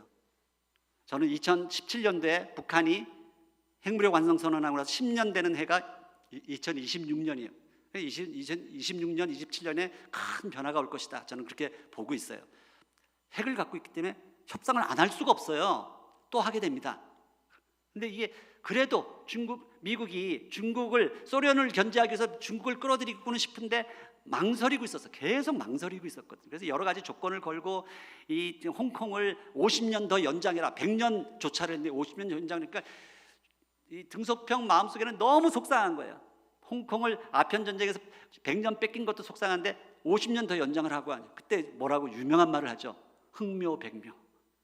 검은 고양이든 흰 고양이든 우리가 원하는 것은 미중 수교거든요. 수교. 고양이만 잡으면 된다. 그 이야기를 하면서 결국은 근데 결정적인 게 뭔가 하면 그때 이란에서 호메이니 혁명이 일어나요. 그 당시까지만 해도 이란 팔레비 왕조는 가장 친미적인 국가였어요. 그래서 제가 이제 그 80일 여행하다 보면 다른 나라 모슬렘 여성보다 이란의 여성이 제일 세련됐어요. 이란 여성은요 그 당시에 79년 전까지는 미니스커트에 다 파마하고 이렇게 다니던 사람들이에요. 근데 모슬렘 혁명이 일어나면서 완전히 이제 달라진 거거든요. 근데 이게 미국이 감당하기에 너무 힘든 사건이 벌어지니까 그래도 이제 할까 말까 하고 있으니까 중국이 베트남을 침공해버려요. 공산국가 베트남을. 그러면서 미국에게 가장 그 아픈 상처였던 베트남을 침공하면서 우리가 완전히 전향했어요. 우리 합시다. 결국 그래서 이제 미중 수교에 성공하는 거예요. 김정은, 자 우리 두 가지 우리가 배울 점이 있어요. 우리가 사실은 북미 수교가 되면은 모든 이 70년의 질곡이 끝나는 거예요. 중국처럼. 근데 그것이 결코 쉽지가 않아요. 미국이 결심 내리기가 쉽지가 않아요. 그런데 어쩌면 중동에서 이런 이란의 혁명처럼 이런 굉장한 일이 벌어지면 미국이 마음이 달라질 수도 있어요. 이쪽이 너무 힘들면 이 북한을 우리 편에 끌어들여? 이렇게 생각할 수 있다니까요. 근데 이게 뭔가 하면 잘못하면 이거 이제 한번 보세요. 북한이 2017년도에 핵무력 완성 선언을 했는데 그 당시에 이걸 가지고 막 엄청나게 자랑하고 하면서도 그때 바로 뭐라고 이야기했나요? 우리가 가까운 시일 내에 핵 잠수함을 보유하고 군사 정찰 위성을 띄울 것이다. 왜냐하면 요거까지 돼야지 완벽한 이제 미국을 이제 견제할 수 있거든요. 작년에 그거 다 지금 진도 나갔어요. 작년에 진도 나갔어요. 정찰 위성 띄우고. 그런데 이제 최근에 올해 초에 이제 그 문재인 정부가 만들어놓은 9.19 군사합의라는 것은 거의 유사 종전선언에 가까운, 그래서 그나마 한 5년 동안 우리가 전쟁에 대한 공포, 두려움은 없이 살았는데 그것이 파기가 됐어요. 파기가 됐다는 건 뭔가 하면 언제 전쟁이 다시 일어나도 날지 모른다는 그런 상황이 돼버린 거예요. 그걸 이해하셔야 돼요. 굉장히 위험해졌다 지금. 그런 상황에서 지금 중국이 1대1로 하면서 뭐 신국가 안전법 이게 엄청난 내용이 들어있는데 미국이 했던 브레튼 우즈를 지금 중국판으로 만들고 있고요. 그러면서 이제 막 이제 중국이 막 이제 승승장구를 하면서 2015년 9월 3일 날 여러분 기억나실지 모르겠어요. 이게 자기네들 승전 70주년 기념 군사 퍼레이드를 큰 행사를 하면서 박근혜 대통령하고 푸틴을 자기 좌우에다 딱 세워요. 이 2015년까지는 중국하고 우리나라 굉장히 사이 좋았어요. 근데 갑자기 이게 돌아선 게 뭐 때문이죠? 그때 박근혜 대통령이 가서 그때도 이슈가 됐던 게 사드 배치였거든요. 사드 배치 절대 없다. 염려하지 마라. 그렇게 장담을 했는데 몇 달 후에 이제 사드 배치에 들어가는 거예요. 중국 입장에서 완전히 뒤통수 맞은 건데, 뒤통수 맞았는데 그때 자율주행을 하는데요.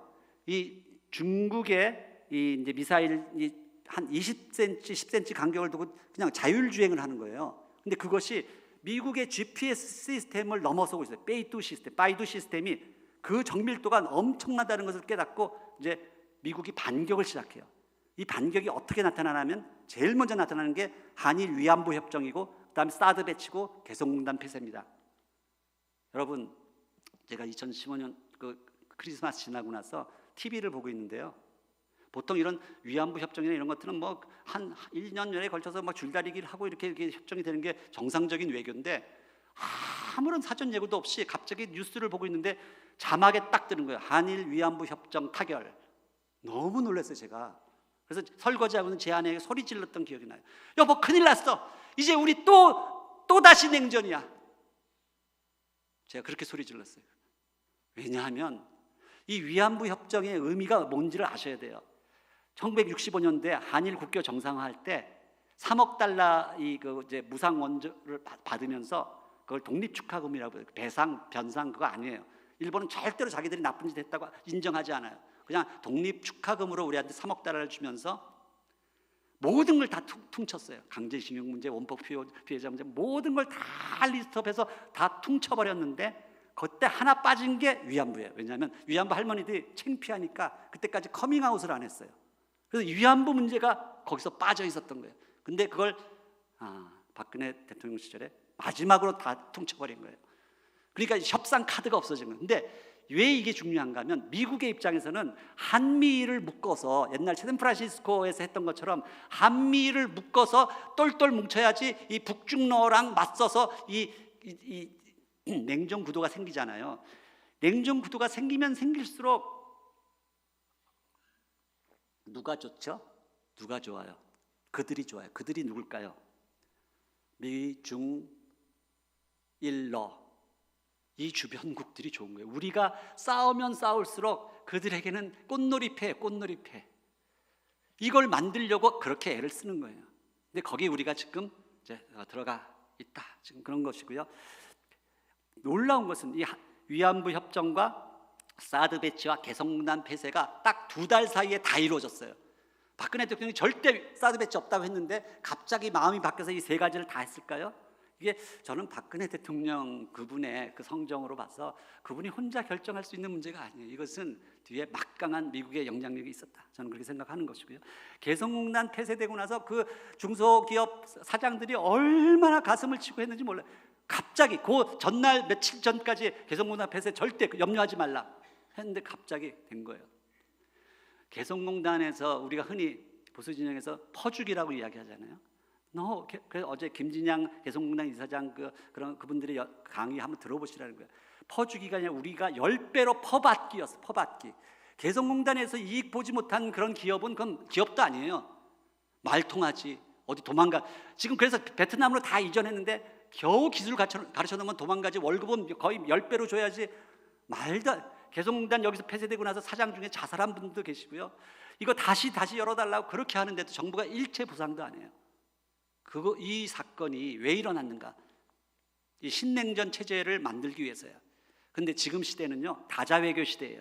다자외교. 그래서 옛날처럼 지원이 미국 단독이 아니고 미국을 중심으로 한 수많은 친미적인 그런 그룹들, EU, 나토, G7, 그리고 G2는 중국을 중심으로 한 중국의 상하이 협력기구 이런 1대1로, 그리고 나서 G3가 아랍 모슬렘 연맹, 그리고 브릭스 이렇게 되는 거예요. 지금 말씀드렸죠. 그래서 G1의 자유주의 진영, 미국 중심, 중국의 이 사회주의 진영, 평등 분배를 강조하는 거죠. 그런데 중간에 모슬렘이 있어요. 모슬렘이 사우디가 요새 아주 막 일어나고 있는데 브릭스와 합해서 요 모슬렘 G3가 옛날에는 친미적이었거든. 친미. 근데 요즘에 친중으로 자꾸 기울고 있어요. 이게 아주 굉장히 희한한 거예요. 그래서 이 브릭스라는 게 이제 옛날엔 제3지대 제3국가라고 그랬는데 굉장히 막강한 영향을 미치는 사람, 이게 얼마 전에 6개 국가를 더 회원 가입을 했는데 그중에 아르헨티나가 있었거든요. 근데 아르헨티나가 얼마 후에 그 친미 정부로 정권 교체가 됐어요. 그러면서 바로 거기서 자기가 빠져나와요. 우리 브릭스 안 한다. 그 말은 뭔가 하면 이 브릭스 자체가 친중 반미 노선이에요. 그것을 우리가 이해를 해야 되겠고요. 저는 이걸 보면서 요즘에 이런 다자외교가 복잡하게 진행되는데 이럴 때야말로 정말 외교관이 필요해요. 외교관. 진짜 평화를 위한 협상가가 필요하단 말이에요. 우리 요새 고려 거란 전쟁 보시면 그 서희라는 사람이 옛날에 그 강동육주를 말 한마디로 외교 능력으로 그것을 얻어냈잖아요. 그런 사람이 필요해요. 그런데 그 당시에 우리 독일이, 아까 독일 우리 봤지만 독일이 결국 통일에 성공했을 때 가장 중요한 2사람을 꼽아요. 빌리 브란트 수상이 동방 정책을 시작했죠. 이제 동독을 도와주기 시작한 거예요. 이 빌리 브란트의 동방 정책을 따라한 것이 김대중 대통령의 햇볕 정책이에요. 그런데 동방 정책을 이 빌리 브란트는 3인당이니까 그 사회주의 진보 정부였거든요. 그걸 한 20년 했는데 기민당으로, 기독교 민주당으로 보수 정부로 정권 교체가 일어났어요. 정권 교체. 그게 이제 그리고 나서 나중에 이제 헬무트 콜 총리가 등장을 했는데 아까 헬무트 나왔지만요. 저는 독일의 가장 부러운 게 뭔가 하면 보수 정부로 정권 교체가 일어났는데 헬무트 콜은 이 동방 정책을 계속 유지했다는 거예요. 거기서 승부가 난 거예요. 우리나라 보수 정부 대통령 중에 정권 바뀌면 다 원천 무효예요. 진보 정부에서 평화를 위해서 만들어 놓은 거 그거 다 백지장 다 원천 무효. 다시 제로에서 다시 시작해야 돼요. 근데 헬무트 콜은 진보 정부가 해놓은 그것을 계속 이어갔어요. 그래서 무너진 것입니다. 사실은 그의 책사였던 에곤 바르 박사가 그 뒤에서 그걸 다 그것을 이제 디자인을 했는데, 이 에곤 바르가 개성공단에 와보고 깜짝 놀라서 나도 미처 생각하지 못했던 이 어마어마한 일을 해냈다고 막 칭찬을 했었거든요. 그 아까운 개성공단을 우리가 스스로 발로 차서 없애버린 거예요. 자, 그런데 그 당시에 이런 윤정구 제독이라고, 이 사람이 푸틴을 만나서 엄청 우리나라의 그 우주 개발하고 우리나라 미사일 하는 거 전부 다 미국이 도와준 거 일도 없어요. 다 러시아로부터 기술 받은 거거든요. 이 윤정구 제독 같은 사람이 외교수를 해가지고 러시아로부터 그 모든 국방 기술을 다 배웠어요. 이게 외교에 달인들이 필요하다는 거예요. 달인들이. 이 고려 거란 전쟁, 지금 강감찬 이거 지금 보고 있잖아요. 이런 시대에 지금 우리가, 저는 그런 생각을 해요. 지금 캠프 데이빗 원칙 정신에서 우리 윤 대통령이 지금 한미일이 똘똘 뭉쳐서 지금 다시 신냉전 구도로 가고 있는데, 신냉전 구도 가면 사실은 남북은 이로울 게 하나도 없는 거예요. 나머지 주변 국가들 그들이 이로운 것이거든요. 근데 왜 이렇게, 그러니까 광해군처럼 균형 외교가 필요해요. 균형 외교. 미중 사이에서 왔다 갔다 하면서 일본도 왔다 갔다 하고 있고요. 실제로 미국도 중국하고 왔다 갔다 하고 있어요. 근데 우리만 완전 미국의 모든 걸 다 걸고 있어요. 그러다가 저는 지금 트럼프가 될까 봐 참 염려도 되고, 어떻게 되면 트럼프가 자기 노벨상 받기 위해서 북한하고 일본하고 수교를 해버리고, 그거 미국이 허락해야지 가능한 거거든요. 북일 수교하고 북미 수교 해버리면 옛날 우리가 잘못하면 대만꼴입니다. 대만꼴. 대만하고 미국이 그렇게 가까운 동맹이었다가 갑자기 중국하고 수교하면서 대만 뻥 차버리고 이렇게 됐잖아요. 우리 대만꼴 날 수 있어요. 정말 이것은 외교적으로 보면 굉장히 이것은 아주 문제가 심각하다.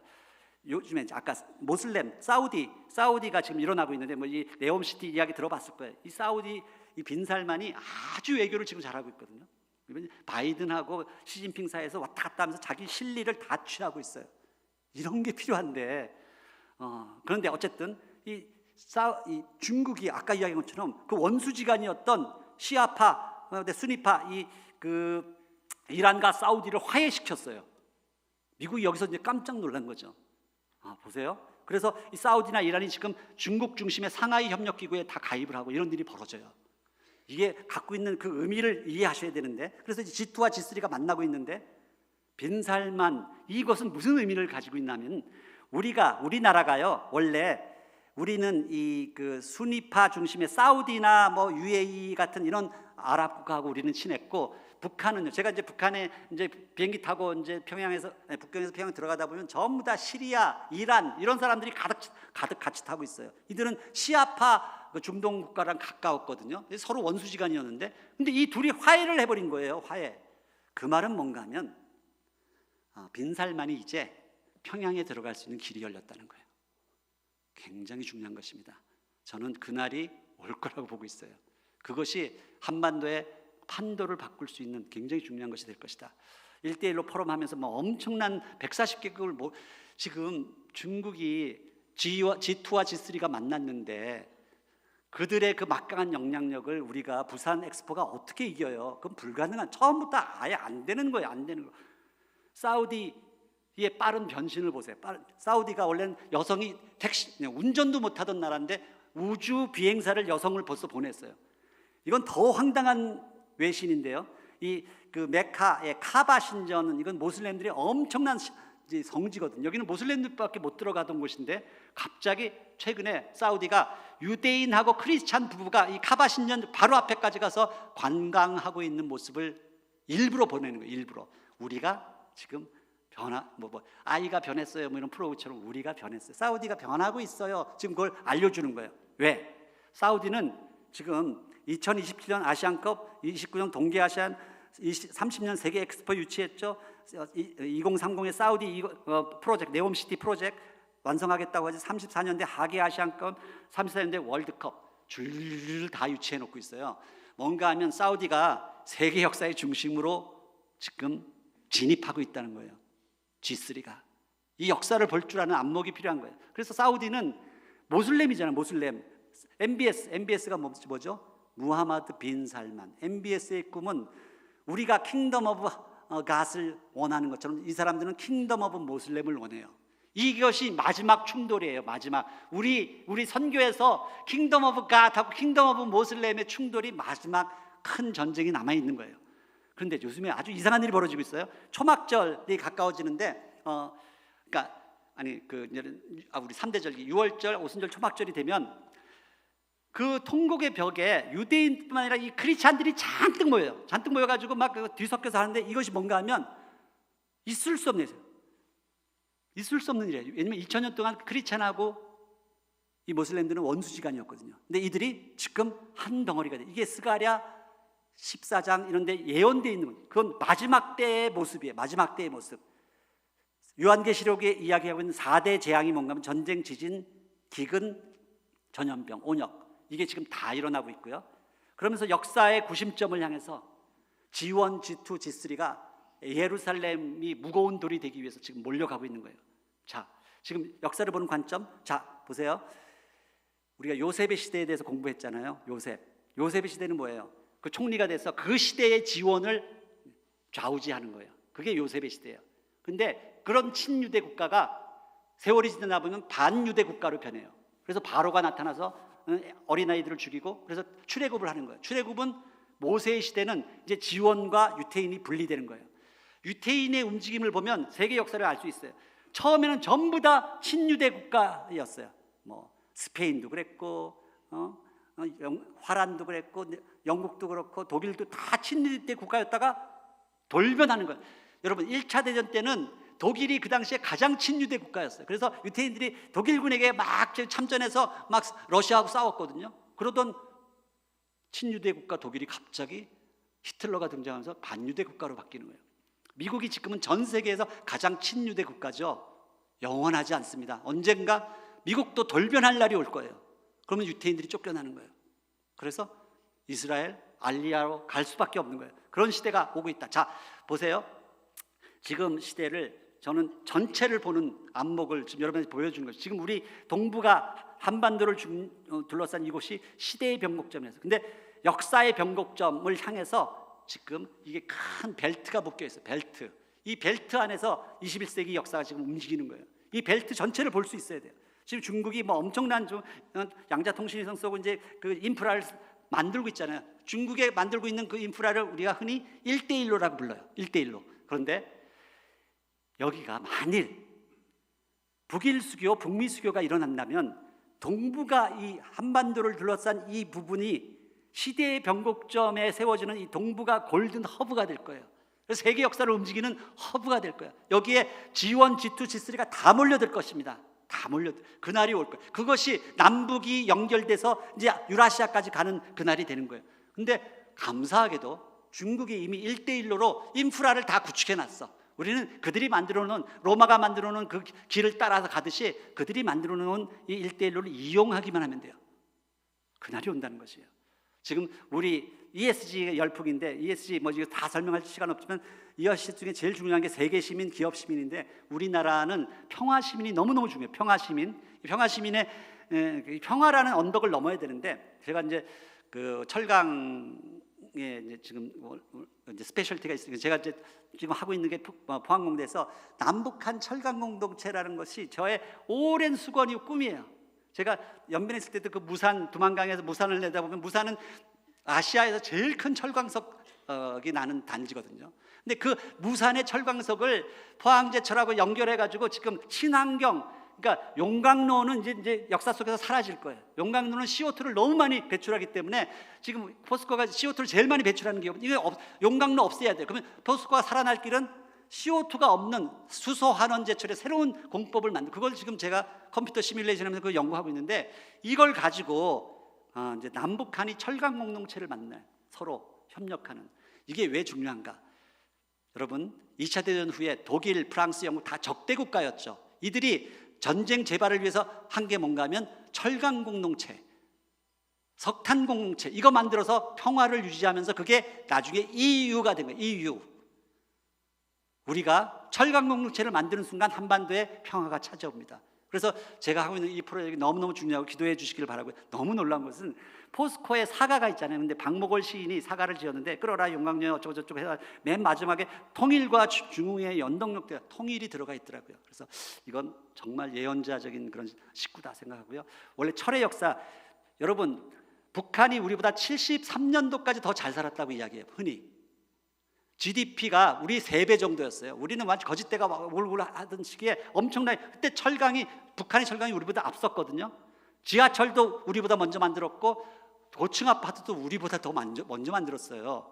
그러던 이 북한이 왜 무너졌는가? 이제 소위 2대 세습으로 넘어가면서 군사국가화하면서 예산의 30%를 다 군사하다 보니까 이제 무너졌는데, 그것보다 더 결정적인 게 뭔가 하면 우리가 어떻게 발전했는가? 자, 그것은 뭔가 하면 포항 종합제철을 67년에 착공해서 73년에 준공을 합니다. 그러니까 우리나라가 철강이 쇳물이 콸콸콸 쏟아지는 꿈의 나라가 된 거예요. 73년도가. 이게 왜 중요한가? 그때 이제 중동 건설 붐이 일어나서 이제 현대건설이라 해서 거기서 중동 건설을 하면서 어마어마한 돈을 쓸어 담기 시작해요.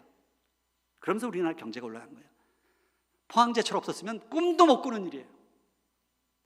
그래서 박정희 대통령에서 우리 박태준 회장에 대해서 감사해야 된다는 이야기가, 저는 어제도 지난번에 이야기했지만 이승만 대통령, 모든 대통령이 다 공과가 있어요. 잘한 게 있고 못한 게 있잖아요. 박정희 대통령이 가장 잘한 것은 포항제철. 그때 당시에 3억 불에 이 조상들의 핏값을 3억 불에 퉁친다고 해서 막 대학생들이 반대 시위하고 난리가 났었어요. 근데 그걸 받아서 독재국가, 남미의 독재국가들은 독재자들 다 자기 인마이 포켓에 다 써버리거든요. 근데 우리는 경부속도로 만들고 포항제철 만든 거예요. 그것이 우리나라를 살린 거예요. 산업화. 제가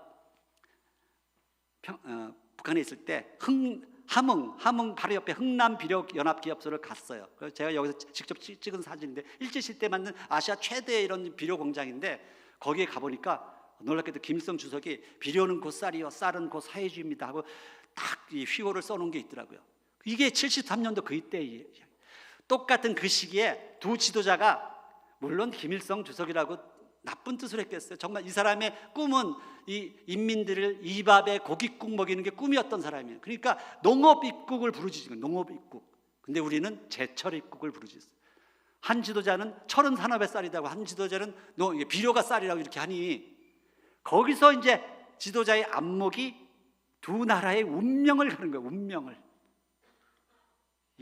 포스코가 지금 탄소 중립 때문에 2050년까지 용광로 다 없애고 새로운 길로 우리가 올라서야지 살 수 있어요. 그래서 지금 그거 이야기하는 거, 탄소 배출권 해가지고 그린 수소 만들고 하는 용광로 시대에서 이제 제가 지금 연구하는 게 맨 밑에 있는 파이넥스를 거쳐서 하이렉스, 완전 수소로만, CO2 없이 수소로만 쇳물 뽑아내는 거, 그거 하려는 것이에요. 근데 너무 놀라는 것은 우리가 지금 꿈이 뭔가, 우리가 만든 이 기술을 가지고 북한의 청진에다 공장을 세우는 거예요. 근데 정말 놀라운 거예요. 이건 운명적이에요. 포항에는 청진리가 있어요. 청진리가 실제 있어요. 근데 제가 청진에 가봤거든요. 청진에는 포항구역, 포항동이 있어요. 희한한 거예요. 이 두 도시는 역사적으로 운명적으로 묶일 수밖에 없는 거예요. 21세기는 철, 흙, 풀, 달, 요 4가지 단어로 움직여갈 것이다. 이거 지나가고요. 근데 제가 이제 하고 있는 이제 한동의 포럼, 유라시아 이 포럼이 결국은 남과 북을 이어서 유라시아까지 뻗어나가자. 그래야지 우리 후대들이 살아요. 우리 후대들의 먹거리가 거기 있다니까요. 자, 원래 통일 시대를 여는 이 통일 논의가 민족 담론과 국가 담론이 있는데, 우리 남한, 한국은 처음부터 단독 정부 만들 때부터 두 국가주의였어요. 우리 따로 살자, 두 국가로. 그래서 연합제를 주장하고 흡수 통일, 무력 통일, 북진 통일 이걸 주장했던 건데, 북한은 전쟁을 일으켜서 한번 들어왔지만 그 후에 계속해서 한 민족주의를 주장했어요. 평화공존, 연방제 통일. 그래서 북한이 잘 살 때 연방제 통일을 주장을 했기 때문에 우리 입장에서는 그 당시 연방제 하면 북한에 되게 먹힌다고 생각했어요. 그래서 연방제만 나면 그냥 경기를 일으키잖아요. 요즘에는 지금 우리의 국력이 북한하고 비교가 안 되는데 무슨 연방제를 겁을 먹어요. 우리가 주장해도 될 그 정도로 우리 국력이 올라갔는데. 그래서 이 한민족주의, 그러던 북한은 70년 동안 이 한민족주의를 주장하던 이 사람들이 요즘에 통일이라는 단어를 지우고 있어요. 그래, 너희가 그렇게 따로따로 살기 원하면, 주적이 되고 싶으면 그렇게 하자. 그래서 지금 따로따로 살자. 지금 그러고 나오고 있는 거예요. 지금 국가연합제, 이제 연방제 통일 이건. 그런데 우리가 끊임없이 선제 타격, 킬체인하면서 전쟁을 일으킬 것처럼 막 하고 한미 군사훈련을 넘어서 이제는 한미일 군사훈련을 하잖아요. 그럴 때마다 북한이 대응 사격을 하는 거야. 미사일 쏘고. 우리 신문에는요, 우리가 훈련하는 건 거의 안 나와요. 그러니까 북한이 늘 약속을 어기고 무슨 도발한다고 우리가 착각하는데요. 지난 연말에도 일주일 동안 육해 공군 한미 군사훈련이 일주일 동안 지속됐어요. 그리고 나니까 북한이 거기에 대한 대응이다 하면서 미사일을 쏜 거예요. 근데 그걸 가지고 이제 9.19 파기에 들어가기 시작한 거죠. 보세요. 북한이 빨리 붕괴되기를 바라시잖아요. 그걸 위해서 기도하시잖아요. 지난번에 기도가 정확히 해야 된다고 했는데 어떤 일이 벌어질까? 북한 정권이 무너지는 순간 더 최악의 상황이 올 거예요. 소위 동북사서, 이건 지금 베스트로 가장 좋은 시나리오를 누가 그려놓은 거고요. 중국이 가장 먼저 들어옵니다. 그래서 북한은 그냥 중국한테 넘어가는 거예요. 꼭두각시 독재자 하나 더 세울 거고, 이런 일이 벌어져서는 안 된다는 거예요. 우리 통일 전략은, 그래서 많은 사람들이 그래 우리가 주장하는 것처럼 연합제 먼저 하고 그다음에 연방제는 나중에 이제 때가 되면 하자, 이렇게 해도 지금 우리가 할 일이 너무너무 많은 거예요. 너무너무 많아요. 지금 북한은요, 미중 수교가 됐을 1979년부터 김일성이 어떻게든지 자기들도 그냥 곁따라서 북미 수교하고 싶어서 사람을 보내서 막 애를 썼었어요. 진짜 용을 많이 썼어요. 근데 카터는 그렇게 해줄 용의가 있었는데 카터가 떨어지고 레이건이 되는 바람에, 레이건은 네오콘이잖아요. 그래서 이제 그게 수포로 돌아갔고, 클린턴 때 두 번째 기회가 있었는데 그것도 수포로 돌아가고, 김일성이 갑자기 사망하는 바람. 그 다음에 세 번째가 지난 정부의 세 번째 시도예요. 그런데 저는 기회가 반드시 다시 온다고 보고 있어요. 여러분, 정말 통일에 관심이 있으면요, 무조건 반대만 하지 말고 김대중 시절에 6.15 공동선언이 어땠는지, 14선언의 그 내용이 어땠는지 그거 다 읽어보셔야 돼요. 인터넷에 다 떠 있어요. 아, 이런 걸 하려고 했었구나. 만일 14선언이 제대로 약속이 지켜졌다면, 이명박 정부가 들어서서 14선언을 헬무트 콜 총리처럼 그것을 계승했다면 천안함 사태가 왜 일어나며 그런 일이 일어날 수가 없는 거예요. 평화시대가 오는데. 근데 그러니까 4.27 회담 2018년도에도 김정은이 뭐라고 했냐면, 우리 정부가 또 뭘 선언 만들어서 이걸 발표하자고 하니까 그거 왜 자꾸 그거 늘 사인만 하냐. 노무현 대통령 때 해놨던 14선언 그 안에 그 내용 다 있는데 그냥 그걸 우리가 다시 시작합시다. 북쪽은 그렇게 했어요. 근데 우리 정부는 또 뭘 보여줘야 되잖아요. 그래서 그러지 말고 또 다시 만들어서 사인했는데, 그 사인한 내용을 우리는 잘 몰라요. 그거 디테일한 내용을 들여다보세요. 우리가 다 하나하나 다 어겼어요. 다. 마지막에 그 대북 전단지 그 때문에 이제 개선 연락사무소 폭파시키고, 이제 북한이 참다 이 수위가 올라와서 이제 폭파시킨 거예요. 우리가 다 어긴 거예요, 약속을. 근데 이 14선언 끝나자마자 어떻게 됐죠? 정부 바뀌자마자 뭐 온갖 단체에서 나와서 14선언 원천 무효하고 이러니까 이제 다시 정말 도루묵이 돼버린 거예요. 도루묵. 이거 정말 이게 한여름밤의 꿈이 되었는지, 아니면 이것이 진짜 사기극이었는지, 아니면 이런 일이 또 다시 나타날 수 있을지. 그래서 우리가 정치인들의 역할이 진짜 중요하다는 것입니다.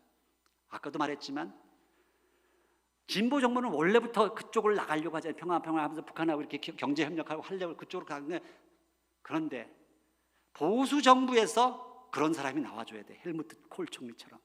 그러면 역사가 바뀝니다. 저는 그걸 믿고 있고요. 한반도의 평화 이거 뭐 그 당시 어떤 일이 벌어졌는지, 왜 그것이 중단됐는지 그 세세하게 여러분 다 들여다봐야 돼. 그걸 공부를 해야지 판단이 바로 서는 거예요. 그리고 통일비용이 하잖아요. 어린 그 20대들이 중학교 때부터 박근혜 이명박 대통령 시절에 통일비용으로 교육을 받았어요. 우리도 지금 살기 힘든데 취직해서 뭐, 근데 저 거지 같은 저 북한 애들을 우리가 왜 먹여 살려야 돼? 통일되면 엄청난 비용이 든다는데, 거짓말이에요. 이 통일비용이라는 컨셉을 처음 시작한 게 일본의 가장 극우 신문인 산케이 신문이 우리에게 던진 미끼예요. 그걸 우리가 덥석 물은 거예요. 통일비용보다 분담비용이 훨씬 크고요. 통일될 때 나타나는 통일 수익이 엄청나기 때문에. 그리고 이 간단한 산수잖아요. 이 분단 비용은 무한대로 가는 거예요. 무한대. 근데 독일처럼 통일 비용이 처음에 든다 할지라도 그것은 유한 비용이에요. 비교가 되겠어요? 그런데 우리가 어떠죠? 이런 뭔가 통일과 관련돼서 평화 시대가 오려고 하면 순식간에 어떤 이런 이슈가 나타나가지고 뭐 홍범도 이걸 철거를 해야 되느니 마느니 이러면서 국민들의 마음을 쫙 갈라놔요. 그래서 제가 정말 이 역사 문제가 너무 중요한데, 역사 왜곡과 분열의 3종 세트가 있다고 생각해요. 이 3종 세트가 뭔가 하면 이념 반공 이데올로기. 옛날에는 북한이 잘 살 때는 이거 지금 우리 국력 차이가 이렇게 나는데 뭘 그렇게 겁을 내는지 모르겠어요. 빨갱이 하면 벌벌. 지방색, 지역 갈등, 그리고 기독교 복음의 분리예요. 이 세 가지가 3종 세트인데 때만 되면 평화적인 이야기가 좀 나오려고 하면 이게 뭔가 나오는 거예요. 그래서 제가 논문까지 썼어요. 이 세 가지를 가지고 논문, 원하시는 분은 우리 목사님 통해서 제가 논문 보내드릴 수 있어요. 어제 이야기했죠. 한국교회의 선택은 어디로 갈 것인가? 경계를 허무는 쪽, 통일과 평화를 선택할 것인가? 당을 짓고 경계를 만들고 그래서 폭력과 전쟁으로 나갈 것인가? 성경이 가르치는 바 하나님의 뜻은 너무나 명확해요. 근데 한국교회가 엉뚱한 쪽을 선택하고 있다고 말씀드렸잖아요. 그것은 사단의 책략에 넘어가는 것이고 사단의 하수인이 되는 것이라고 월터 잉크 박사가 사탄의 체제와 예수의 부품인 것. 우리 크리스찬이 우리가 추구해야 될 통일의 모습은 화해 통일, 평화 통일, 상생 통일입니다. 전쟁을 통해서 통일된다는 건 아까 NCCK 그 총무였던 분, 그 목사님 이야기 나왔는데요. 우리가 1987에 6월 항쟁에 이제 해서 민주화에 성공을 하잖아요. 엄청난 감격이 있었잖아요. 1987이라는 영화 한번 꼭 보세요. 그 감격이 끝나고 나니까 목사님들이 이제 좀 진보적인 목사님들이 중심이 돼서 민족의 통일과 평화에 대한 한국 기독교의 선언을 합니다. 굉장히 유명한 선언이, 이게 인터넷에 다 떠 있어요. 그 내용이 뭔가 하면 한국 교회가 그동안 독재자의 편에 서가지고 이 통일을 반대하고 평화를 반대하고 그런 모습을 보여왔던 것에 대한 회개로부터 시작해요. 그런데 이것이 나오자마자 보수 진영의 목사들이 이제 그 한경직 목사님한테 몰려가가지고 그것에 대항하기 위해서 만든 게 한기총이에요. 한기총. 근데 한기총이 처음에는 이 정도까지 아니었는데 처음에는 그냥 건전하게 이렇게 발전했는데 최근 들어서 완전히 극우 단체로 전락했잖아요. 우리 2024년도 한국 기독교는 어디로 갈 것인가? 여기에 대해서 우리가 아주 심각하게 생각해야 되는데요. 저는 한국 교회의 그동안의 죄악들, 일제와 폭력과 독재에 영합한 일들을 일단 회개해야 됩니다. 여기 보시면요, 장로 이승만 박사, 강하고 담대한, 착하고 진실한 사람 권사 이기봉, 이 감리교잖아요. 그걸 밑에서 이제 기독교 중앙위원회에서 이걸 이 후보를, 이게 마지막 그 선거예요. 마지막 선거. 여기서 이제 4.19가 일어나는데 이렇게 기독교가 이쪽을 밀고 있었는데 여러분, 그 당시 이기붕 부통령의 부인이 누구였죠? 박마리아. 여러분, 말씀드렸잖아요, 어제. 유관순의 스승은 손정도 목사입니다. 정동제일교회. 박마리아를 키워낸 스승이 누군가 하면 아까 이야기했던 정춘수 목사예요. 친일파. 우리 역사에는 이 깊은 뿌리가 있는 거예요. 그 스승의 그 제자가 나옵니다. 역사는 거짓말하지 않아요. 우리가 가슴을 치고 이 부분에 대해서 회개해야 돼요. 그 당시 박마리아가 어떤 일을 했어요? 결국은 이 올 가족이 이제 권총 자살을 하는데 그 당시 최순실 역할을 했던 사람이잖아요. 만년만 정권을 휘두르고 있었던. 역사의 매듭을 풀기 위해서 제가 8단계로 정리해 봤습니다. 역사적 진실 앞에 먼저 바로 서는 게 너무너무 중요합니다. 진실을 알아야지 우리가 무엇이 잘못되고 무엇이 옳은지 그것을 판단할 수 있어요. 그리고 나면 하나님과 역사 앞에서 회개를 해야 됩니다. 한국교회. 그리고 나면 그동안에 죽었던 수많은 억울한 사람들 원통함을 풀어줘야 돼요. 이유 없이 죽었던 양민들. 그 당시 농림부 장관이었던 주감 조봉암 선생은 평화통일을 주장했다가 간첩으로 몰려서 사형당했잖아요. 그 조봉암 선생이 농지개혁을 일으킨 장본인이에요. 그 사람은 사회주의자, 공산주의자였기 때문에 농지개혁, 신현 이런 것은 그냥 일반 자본주의 국가에서 할 수 없는 거예요. 근데 북한이나 근데 어쨌든 이 억울함을 풀어줘야 돼. 이전 세대의 허물을. 그러고 나면 이전 세대가 잘못한 것을 우리가 허물을 덮어줄 수 있어요. 그리고 나면 그래도 산업화, 우리 박정희 대통령이 이거 너무 잘했잖아요. 저는 정말 박정희 대통령이 제일 잘못한 거 산화 제한. 그때부터 우리의 인구가 꺾이기 시작했거든. 제일 잘한 거 포항제철. 잘한 거는 칭찬해줘야 칭찬. 상대방의 공로를 인정하기. 하나님의 경륜을. 그러고 나면 요셉이 그랬던 것처럼 그 어려운 속에서도 하나님께서 이 민족을 제2의 유대인이라고 불리는 이 민족의 그 고난의 역사 속에서 이렇게 이만큼 끌고 왔구나, 감사하구나. 그러고 나면 이제 피해자가 가해자를 용서할 수 있는 마음이 생겨요. 그 모습을 우리가 기성세대가 보여줘야지 다음 세대들이 화합하기 시작합니다. 지금 젊은 세대들도 나눠져 있어요. 이거 우리 한국 기독교에서부터 이제 자 포로 3세대. 제가 평양에서 찍은 사진입니다. 가운데 있는 애가 우리 큰 아들, 이제 남쪽에서 태어난 아이, 오른쪽이 북쪽에서 태어난 아이, 왼쪽이 조선족 디아스포라. 셋 다 1987년생이에요. 이 아이들을 보면서 제가 소망을 가졌는데, 얘네들이 포로 3세대구나. 여러분 성경에서 보면 다니엘과 에스겔처럼 예루살렘 성전을 무너지고 바벨론으로 포로로 직접 끌려갔던 전쟁 세대가 있죠. 지금 그게 포로 1세대예요. 우리 일제와 6.25를 그 참화를 겪었던 포로 1세대들 어르신이 이제 거의 다 돌아가시고 이제 일부 좀 남아 계세요. 그분들은 그 비극을 겪었던 세대이기 때문에 많은 아픔 있으실 수밖에 없죠. 포로 2세대는 뭔가 저 같은 사람들. 그래도 우리는 냉전 시대에 태어났지만 어찌하든지 우리나라가 하나 되기 위해서 뭐 평양에 들어가서 평양가게대도 만들고 뭐 여러 다양한 프로젝트를 진행하는 포로 2세대들이 있어요. 근데 요즘에 MZ세대라고 부르죠. MZ세대.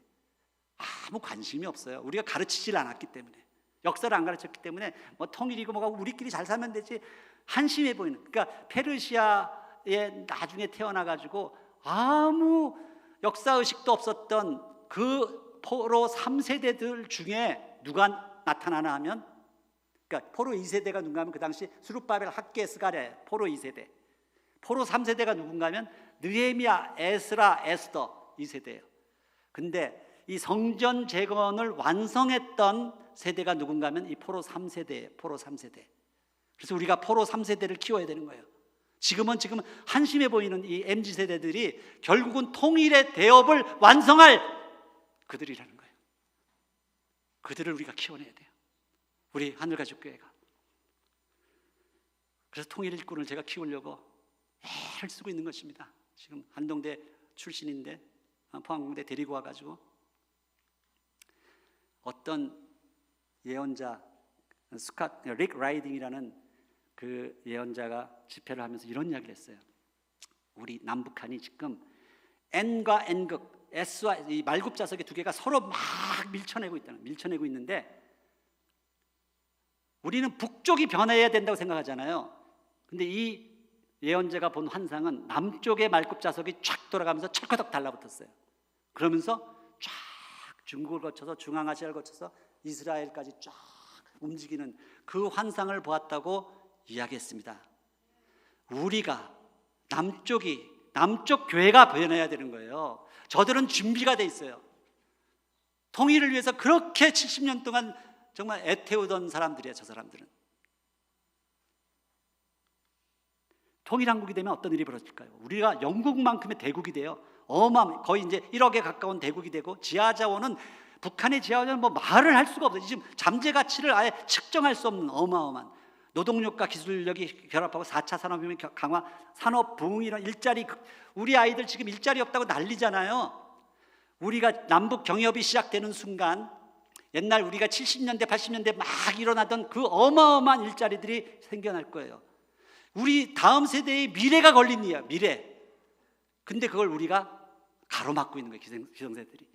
지정학적 요충지. 그러면 그렇게 되고 나면 애들이 아이도 많이 날 거야. 아이도. 국방비 저감을 위해서 복지국가로 국방위가 전략만 될까요? 만일 우리가 평화적인 상태에서, 그때는 우리도 남쪽도 핵을 가질 수도 있지만, 우리가 지금 남한은요 비핵, 그러니까 핵이 아닌 어떤 재래식 무기도 아니라 최신 무기죠. 그것으로 세계 국방력 5위에 드는 나라예요. 저쪽은 핵이 있어. 한미연합사가 아니라 남북연합사를 만들어야 된다고 저는 주장하는 사람이에요. 남북연합사가 만들어지는 그 시대가 오면 아무도 못 건드려요. 그리고 우리는 바로 영세 중립국 선언을 하는 거예요. 우리는 전쟁 안 해. 영세 중립국이지만 우리를 스스로 지킬 거야. 금수강산, 세계, 북한은 어마어마한 관광지, 비무장지대를 세계 생태공원화, 스포츠 예술 문화 강국으로, 제가 북한의 10대 관광지를 다 가보았거든요. 북한의 산들은요, 제가 산을 좋아해서 남쪽의 산도 다 거의 다 봤는데 이건 체급이 달랐지. 완전히 그레이드가 다른 거예요. 여기 북한은 한마디로 스위스처럼 관광만 가지고도 먹고 살 수 있는 나라예요. 개방만 되면. 뭐 어마어마한 프로젝트가 지금 준비되고 있고요. 뭐 여기 저는 이거 생각하면 가슴이 뛰는데, 북한 사람들이 독도 울릉도를 얼마나 가보고 싶어하는지 몰라요. 우리 탈북한 우리 한동대 우리 제자 중에 하나는 자기들 자라면서 독도가 자기네 섬인 줄 알고 자랐다는 거예요. 너무 독도 울릉도에 대한 영화도 만들고 보여주고 그래서. 근데 남쪽에 와보니까 한국 섬이더라는 거예요. 쌍방향 관광시대를 열어야 돼요. 그리고 두만강 조약, 우리 EU가 쉥헨이라는 작은 도시에서 6개국이 만나서 쉥헨 조약을 맺고 EU가 됐는데, 우리 여기 방천 두만강 학산에서 6개국이 만나서 일본하고 몽골하고 다 만나가지고 동아시아 시대를 열 거예요. 그것을 위해서 지금 제가 이 유라시아 원리스 포럼, 한동해 포럼이라고 불러요. 이것을 만들어서 여러 가지 이제 행사도 하고 지금 하고 있어요. 이게 지금 우리가 이제 남북이 연결된다는 것은 완전한 통일이 되기 전에 남북 경협만 일어나도 우리 먹거리들이 일어나는데, 그것은 물류 유통의 시작이에요. 이것은 경제적 물류뿐만이 아니고요, 영적 물류의 시작이에요. 우리가 지금 이 남북이 왜 이어지기가 힘든가 하면, 사단이 이것이 이어지는 그 순간 감당할 수 없는 선교의 쓰나미가 이제 흘러갈 것을 알고 있어요, 사단은. 그래서 길을 쓰고 이것을 막으려고 하는 거예요. 그래서 서로 적개심을 불러일으키고 그걸 막으려고 하는 것이에요. 저의 처음 1990년대에 제가 선교 헌신할 때 그 꿈 말씀드렸죠. 삼자연대의 복음의 화살이에요. 남쪽이 활대예요. 근데 북한에 어마어마한 복음의 화살들이 감추어져 있어요. 우리는요, 모슬렘에 가봐야 늘 추방당하고 개념이 달라요. 근데 북한 아이들은 자라면서부터 이 감시받고 핍박받는 그곳에서 어떻게 자기가 행동해야 되는지 다 알아요. 그래서 북한에 있는 아이들이 모슬렘 선교의 최적자들이에요. 그들을 복음의 화살로 날려보내야 돼요. 디아스포라가 활시를 함께 당겨줍니다. 이것이 삼자연대의 복음의 화살 비전. 이게 스가랴 9장 12절의 말씀이에요. 유다를 당긴 활대로 삼고 에브라임을 화살로 삼아서 쏘니까 저 유럽까지 날아간다는 거예요. 복음의 화살 비전. 한반도를 품고, 우리가 원래 활 쏘는 민족이잖아요. 쐈다 하면 금메달이에요. 주몽의 후예요. 복음의 화살. 그래서 역사를 볼 때는요, 평양에서 예루살렘을 함께 봐야 돼요.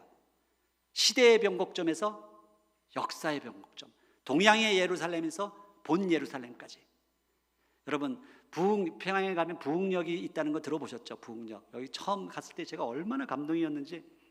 근데요, 부흥역만 있는 게 아니고 부흥역 마지막 종착역이 영광역이라는 거 아세요? 영광역.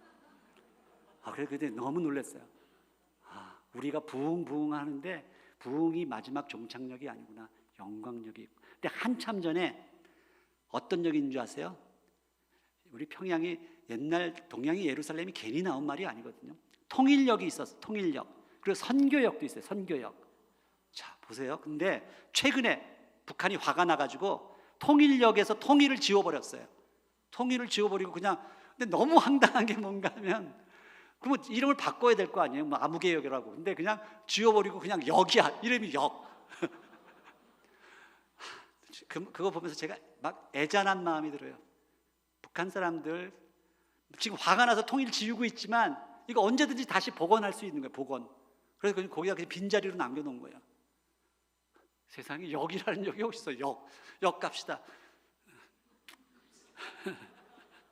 그래서 이 사라진 통일력을 다시 살려야 돼요. 그리고 우리가 부흥해서 영광으로 나아가야 됩니다. 우리 막내딸이, 우리가 평양 가게 갈 때 늘 지나다니던 길이거든요. 여기 내려서 사진 찍고 그랬는데, 조국 통일 3대 헌장 기념탑, 이것도 이번에 없앴다고 그러잖아요. 이 김대중 대통령 6.15 선언 후에 만든 건데 자주, 평화통일, 민족 대단결 이게 상징인데 이걸 없앴다는 거예요. 이것도 진짜 없앴는지 아니면 뭐 어디 천으로 가려놨는지 모르겠어요. 나중에 짠 하고 다시 이렇게 할지 모르겠는데 정말 가슴 아픈 이야기예요. 자, 우리의 마지막 종착역은 영광역입니다. 영광역. 그 영광역은 오늘 아침에 이야기한 것처럼 새 하늘과 새 땅이 열리는 그때 내가 봄에 거룩한 성 새 예루살렘이 하나님께로부터 하늘에서 내려오니 그 준비한 것이 신부가 남편을 위해 단장한 것 같더라. 그 성은 해와 달의 비침이 쓸데없으니 이는 하나님의 영광이 비치고 어린 양이 그 등불이 되심이라. 여기까지 나가야 되는 거예요. 그걸 위해서 지금 우리가 역사의 종착역을 향해서 나가는 것입니다. 제가 이제 다 끝났습니다. 거의 다 됐습니다. 진짜 다 쏟아놓고 좀 짬뽕이 너무 매워서 시와 노래가 있는 오늘 저녁 시간을 만들려고 했습니다. 그래서 노래 하나 부르고 시 한 수 읽고 이제 마치려고 합니다. 우리가 저기 평양가이대 졸업식 할 때요, 연변가이대처럼 막 부흥한 곡 부르고 그럴 수 없잖아요. 그래서 제 아내가 이제 성가 때 지휘자고 뭐 그러니까 졸업식 무슨 연주회를 하려고 하는데 북한은 음악이 갖고 있는 그 영향력을 중국 사람들 훨씬 더 잘 알고 있어요. 그래서 아무 노래 못 부르게 해요. 중국에 있을 때는 뭐 사랑으로라는 노래 있잖아요. 내가 살아가는 동안에 할 일이, 그거 거의 찬송가나 다름없는 그런 걸 막 애들한테 가르치고 했으니까 애들이 변화되는데 못 가르치게 해요. 근데 딱 하나 허락받은 노래가 이 고향의 봄이었어요. 뭐 우리의 소원 통일 뭐 이런 거. 그래서 우리 아내가 할 수 없이 고향의 봄을 4부로 만들어서 장엄하게 4부 합창을 하는데 다른 게 있어요. 우리는 나의 살던 고향이잖아요. 근데 북한 애들이 교수님 나의 살던 고향이 뭡니까? 문법에 맞지도 않게 내가 살던 고향입니다. 북한 사람들은 내가 살던 고향이라고 불러요. 그 말 들으니까 그게 맞네. 내가 살던 고향이지 왜 나의 살던 고향이 이게. 제가 뭘 말씀드리려고 하냐면요, 그들은 다 틀리고 우리는 다 맞고 진보는 다 틀리고 보수는 다 맞고 서로 쌍방이 마찬가지. 어떤 때는 저들이 맞는 것도 있고 우리가 맞는 것도 있고 그렇습니다. 어떤 때는 우리가 틀린 것도 있고 저들이 틀린 것도 있어요.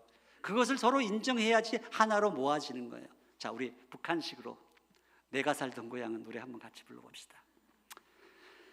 시작. 내가 살던 고향은 꽃 피는 산골,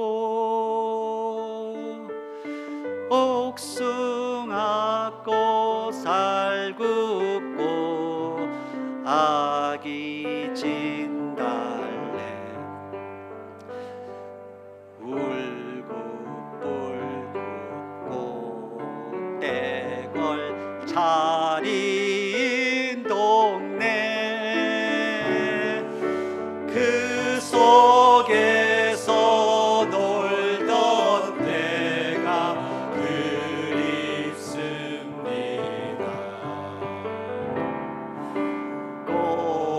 꽃동네 새동네 나의 옛 고향,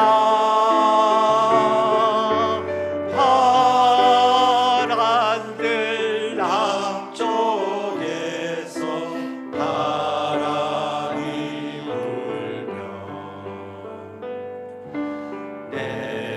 내가에 수양 버릇 춤추는 동네, 그 속에서 놀던 때가 그립습니다.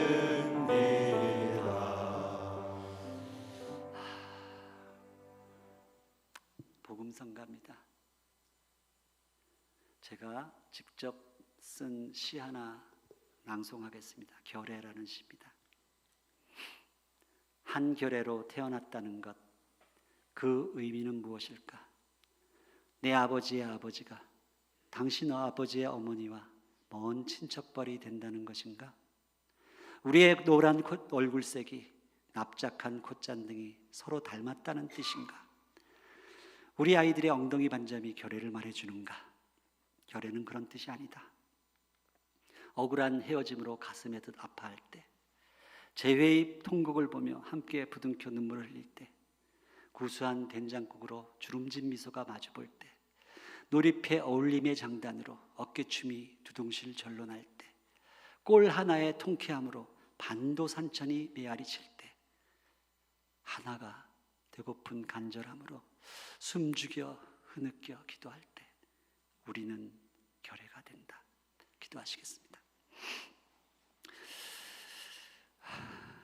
사랑의 아버지, 우리의 소원은 통일이라고 우리가 그토록 애타게 불렀는데 통일의 날은 점점 멀어져 가는 것 같고, 이 어려운 상황 속에서도 주님께서 택하시고 불러주신 이 남은 자들이 이 늦은 밤까지 모여서 하나님의 뜻을 구하며 우리 민족의 하나됨, 예수 그리스도의 몸으로 우리가 함께 서는 그날을 꿈꾸는 이 집회를 이제 마무리합니다.